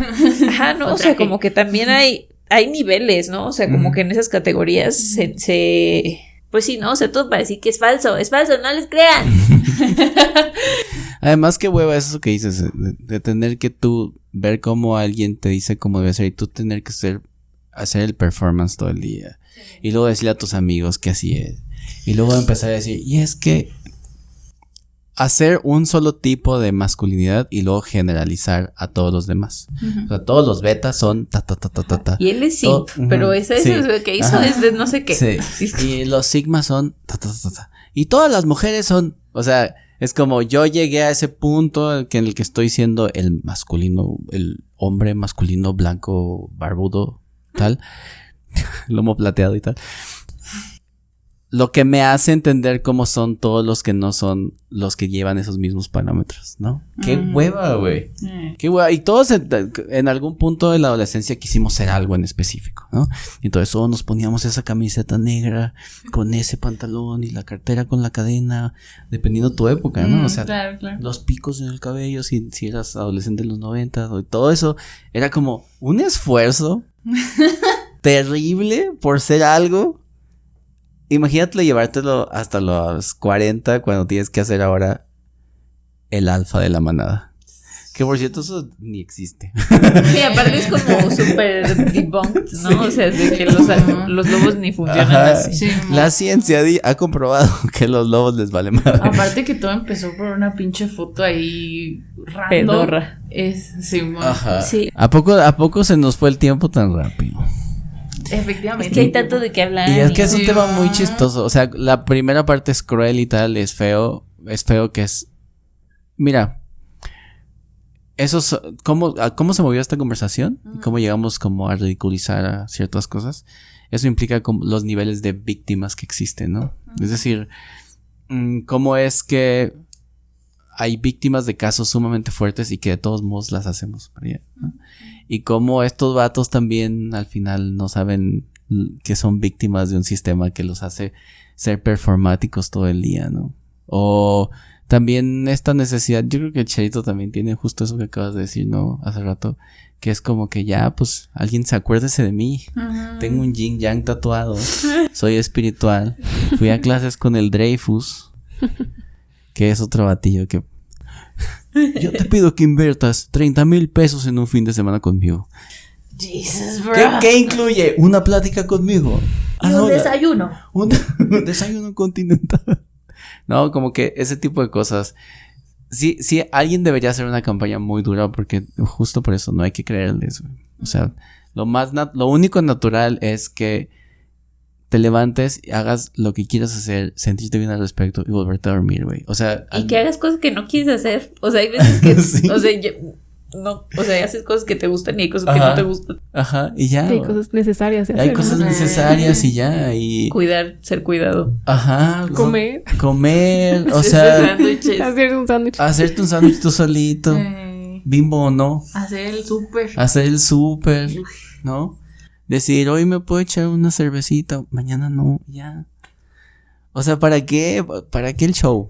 Es lo que yo digo. Sí, ma. No eres un luchador que tiene que hacer un personaje de 8 horas, ¿no? En su trabajo. No eres un luchador. No eres un actor que tiene que ser alguien en específico durante un año mientras graba una película. No eres y sobre todo, algo que me gusta mucho, no eres el personaje principal, güey. O sea, nadie aquí es el personaje principal, güey. Nadie somos Denzel, güey. O sea, tú eres escucha 4, güey. O sea, hay un cameo. Sí, eres un cameo en la historia de alguien. Qué que horror. Sí es el personaje principal, pero no sabemos quién es. Sí, pues. ¿No? En fin. Pues... Está intenso, ¿no? Estuvo pesado, ¿no? Estuvo pesado. El speech de Fight Club. No eres especial. No eres especial. ¿Qué haces? ¿Con qué nos quedamos? Ay, a ver, ya se me olvidó que iba a decir por lo de Fight Club. Bueno, otra cosa. Eres el personaje principal para ti mismo, ¿no? Y ya para los demás no eres. Y ya. ¿Cómo no? Para ti mismo puede que sí lo veas. Siempre que abro ese tema con gente muy cercana o no muy cercana, como una reunión que tuve hace poco con unos amigos y me aventé ese tema porque me gusta mucho, también dijeron eso. Y yo ni eso, creo. Pues es que hay mucha gente que cree, o sea, que solo piensa a partir de su misma perspectiva y entonces por eso es el personaje principal. Yo siento que yo soy como un extra en general. Pero yo estoy muy a gusto como en los animes, siendo el personaje que sale, o sea, que no están los 4 amigos y el personaje otro. Ajá. Que aparece nada más en las peleas y que mientras no te... Ese y como Iki en Buscar el Zodiaco, así, atrás. Va, le parte su madre cuando hay que partir su madre, pero no sepas mi vida, o sea, eso me gusta a mí. O sea, ¿por qué? ¿Por qué? En fin, yo como que quería meter un poco la idea de la tauromaquia y cómo la gente celebra que el torero sea agredido por el toro y entonces es como, pero si está siendo víctima, o sea, si está siendo agredido por el toro, entonces no, como que igual esta escala de qué tan víctima eres se puede modificar, pero después. Sí. Es un tema complejo. Interesante. Interesante. Pero bueno, pues sí, al final es bueno reflexionar sobre las definiciones, pero no tanto como rígidas, ¿no? Sino entender cómo es un concepto y cómo lo estamos entendiendo por el contexto que tenemos en este momento. Entonces sí, ha sido muy bueno. Me ha gustado escuchar a nadie. Espero que a ustedes también les haya gustado. Ya piensen ustedes. Ya presionenla. Ustedes presionenla. Aquí, escriban. Que no se vaya. Mándenos ideas de temas. También eso. Sí. Eso. Lo necesitamos, no porque nos falten temas, sino porque luego es difícil elegir. Simón, es difícil. Y así hay 2 o 3 personas ahí hablan de esto y es como, bueno, ya. Sí, okay. Así, ándale. El público hablado. Y luego hay gente que se pone muy, peleonera con los temas aquí, entonces, ¿no? O sea, hay que hablar de las energías, La energía masculina. Eso pegaría, pero... Sí. ¿Sabes por qué? ¿Por qué? Porque es interesante. Ámbar. David, ¿qué pedo? Pues miren, la verdad, lo que he aprendido acerca de esto en estos últimos meses es hay que trabajar en los resentimientos, güey. Porque yo soy una persona muy resentida, o sea, yo sé, no se preocupen, no los estoy juzgando, ¿ok? Pero yo creo que hay mucha gente que tenemos muchos resentimientos como ahí, que luego ni siquiera nos damos cuenta que son resentimientos, ¿no? O que estamos enojados con algo.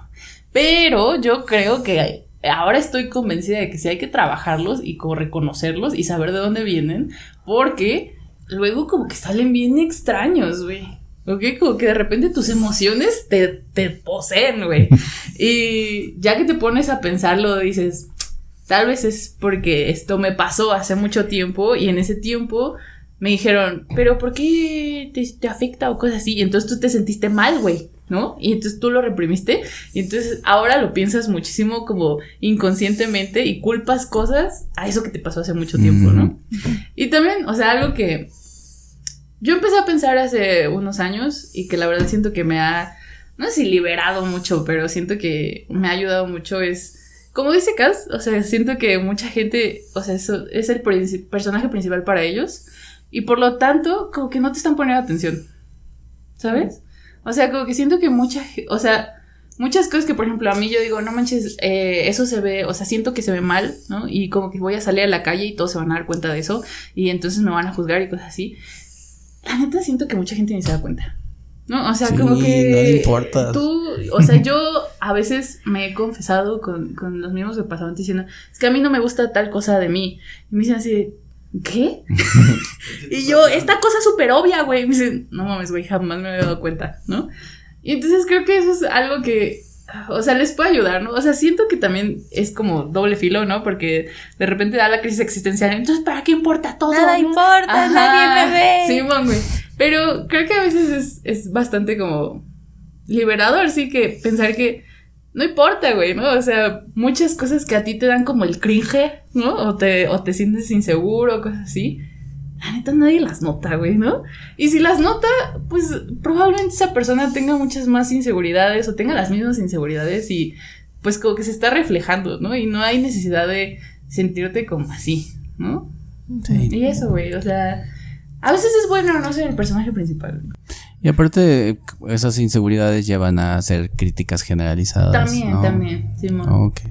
A creer que la víctima no es víctima. A creer que la víctima no es víctima. Porque yo no hubiera pasado por eso, ¿no? Yo no hubiera traído el celular en mi mano, ¿no? Es eso, o sea, como proyectamos ahí la virtualidad. Por eso Star Trek es tan genial. Nadia, primero que nada, muchas gracias. Fue genial escucharte. Por eso les digo, gente, que aquí tenemos que invitar a gente que sabe más que nosotros, porque ella habló de un montón de cosas que yo no tenía ni idea y eso es bonito. Ahora ya sabemos y ahora tengo que estudiar otras cosas porque así es la vida, hay que aprender. Entonces, ¿con qué te quedas? Pues creo que para mí o sea, es importante para mí recalcar que hablar de víctimas y hablar de victimarios es un análisis de relaciones de poder, ¿no? O sea, y como que siempre, y las relaciones de poder siempre están cambiando y siempre fluctúan y se mueven, y si queremos ser personas que las analicemos, tenemos que aprender a entender esos matices y como no quedarnos con esas categorías rígidas, ¿no? Quizá en algún otro capítulo, o sea, podríamos hablar, por ejemplo, de privilegios, ¿no? Y cómo la categoría de privilegio sirve para entender las dinámicas de poder, pero por ejemplo en mi perspectiva es muy limitada cuando empiezas a moralizar el privilegio, ¿no? Y entonces empiezas a decir como tal persona es privilegiada en ese sentido, por lo tanto es mala persona, pero por lo tanto tal persona que no es privilegiada es buena persona. En eso deja de ser una herramienta para entender el contexto, para entender las relaciones de poder, para entender quién se beneficia de qué, y se vuelve como una cosa de condicionamiento de que ya no quieres hacer nada y ya no sabes qué, no sé qué, ¿no? Y como de limitaciones. Pero creo que todo eso viene de no entender ajá, ¿no? O sea, estas categorías como más bien preguntas, ¿no? O sea, la categoría víctima es una pregunta, ¿no? Y es una pregunta abierta, ¿no? También la categoría victimario, también la categoría daño, ¿no? O sea, no tienen respuestas tan fáciles, ¿no? Y si nos interesa, a mí me interesa mucho, o sea, es algo que tienes que estarte preguntando todo el tiempo, ¿no? Y todo el tiempo se arma y se desarma, y pues hay gente que va a decir qué hueva, y pues sí, ¿no? O sea, pero también habemos personas como muy ñoñas eso, que realmente nos interesa como estarlo cuestionando todo el tiempo, ¿no? Y a mi parecer es válido, entonces síganse cuestionando, háganlo. Si quieren. Si quieren ustedes el tiempo, pero además es lo único correcto, ya es algo con lo que jodemos mucho, o sea, si nos dicen esto es esto, hay que preguntar si sí es eso, ¿no? Yeah. O sea, no porque lo diga el doctor, el Chicharito. Pues sí. No es como de a huevo que el que sabe es un güey con títulos, aquí lo decimos todo el tiempo. No es de a huevo que el que sabe es el experto, que tiene un título que dice que tal cosa. Aquí lo decimos, todo el mundo puede ser capaz de saber las cosas. Pero hay que decir las cosas, argumentarlas y también tener como un historial de que se ha hablado de esas cosas. Y el Chicharito pues no es una... Pero tampoco el Temachi, tampoco Laje y tampoco quien haga falta, o sea, ninguno de los predicadores, y ustedes pueden dudar de nosotros también, y eso estaría muy bien, porque si ustedes se pueden estudiar de lo que hablamos aquí, es bueno. Claro. Sí. Y desmiéntanos y ya, güey, o sea. Con argumentos válidos, tampoco como, eso es basura, punto. Ajá, sí. El otro día sí me desmintieron en un reel de las bacterias. Yo dije que se creaban y me desmintieron. Sí. Una minucia de lenguaje, además. Una minucia, pero bien hecho, amigo, bien hecho. Sí. Ganaste. No, está bien, o sea, está bien que corrijan y tal, cuando sí hay cosas que corregir, ¿no? Sí. Pero en fin, eso, pues sí, eso aprendan y pónganse a pelear de la manera correcta, que eso es lo único interesante. Utilicen esa energía masculina que tenemos todos para investigar. Sí, históricamente solo los hombres han sido científicos, entonces biológicamente ustedes pueden hacer eso e investigar cosas, ¿no? O sea, censurado masculino. Exacto, si creemos que es biológico, pues entonces aplíquenlo. En fin, eso. Y pues otra vez gracias a todos y bye bye.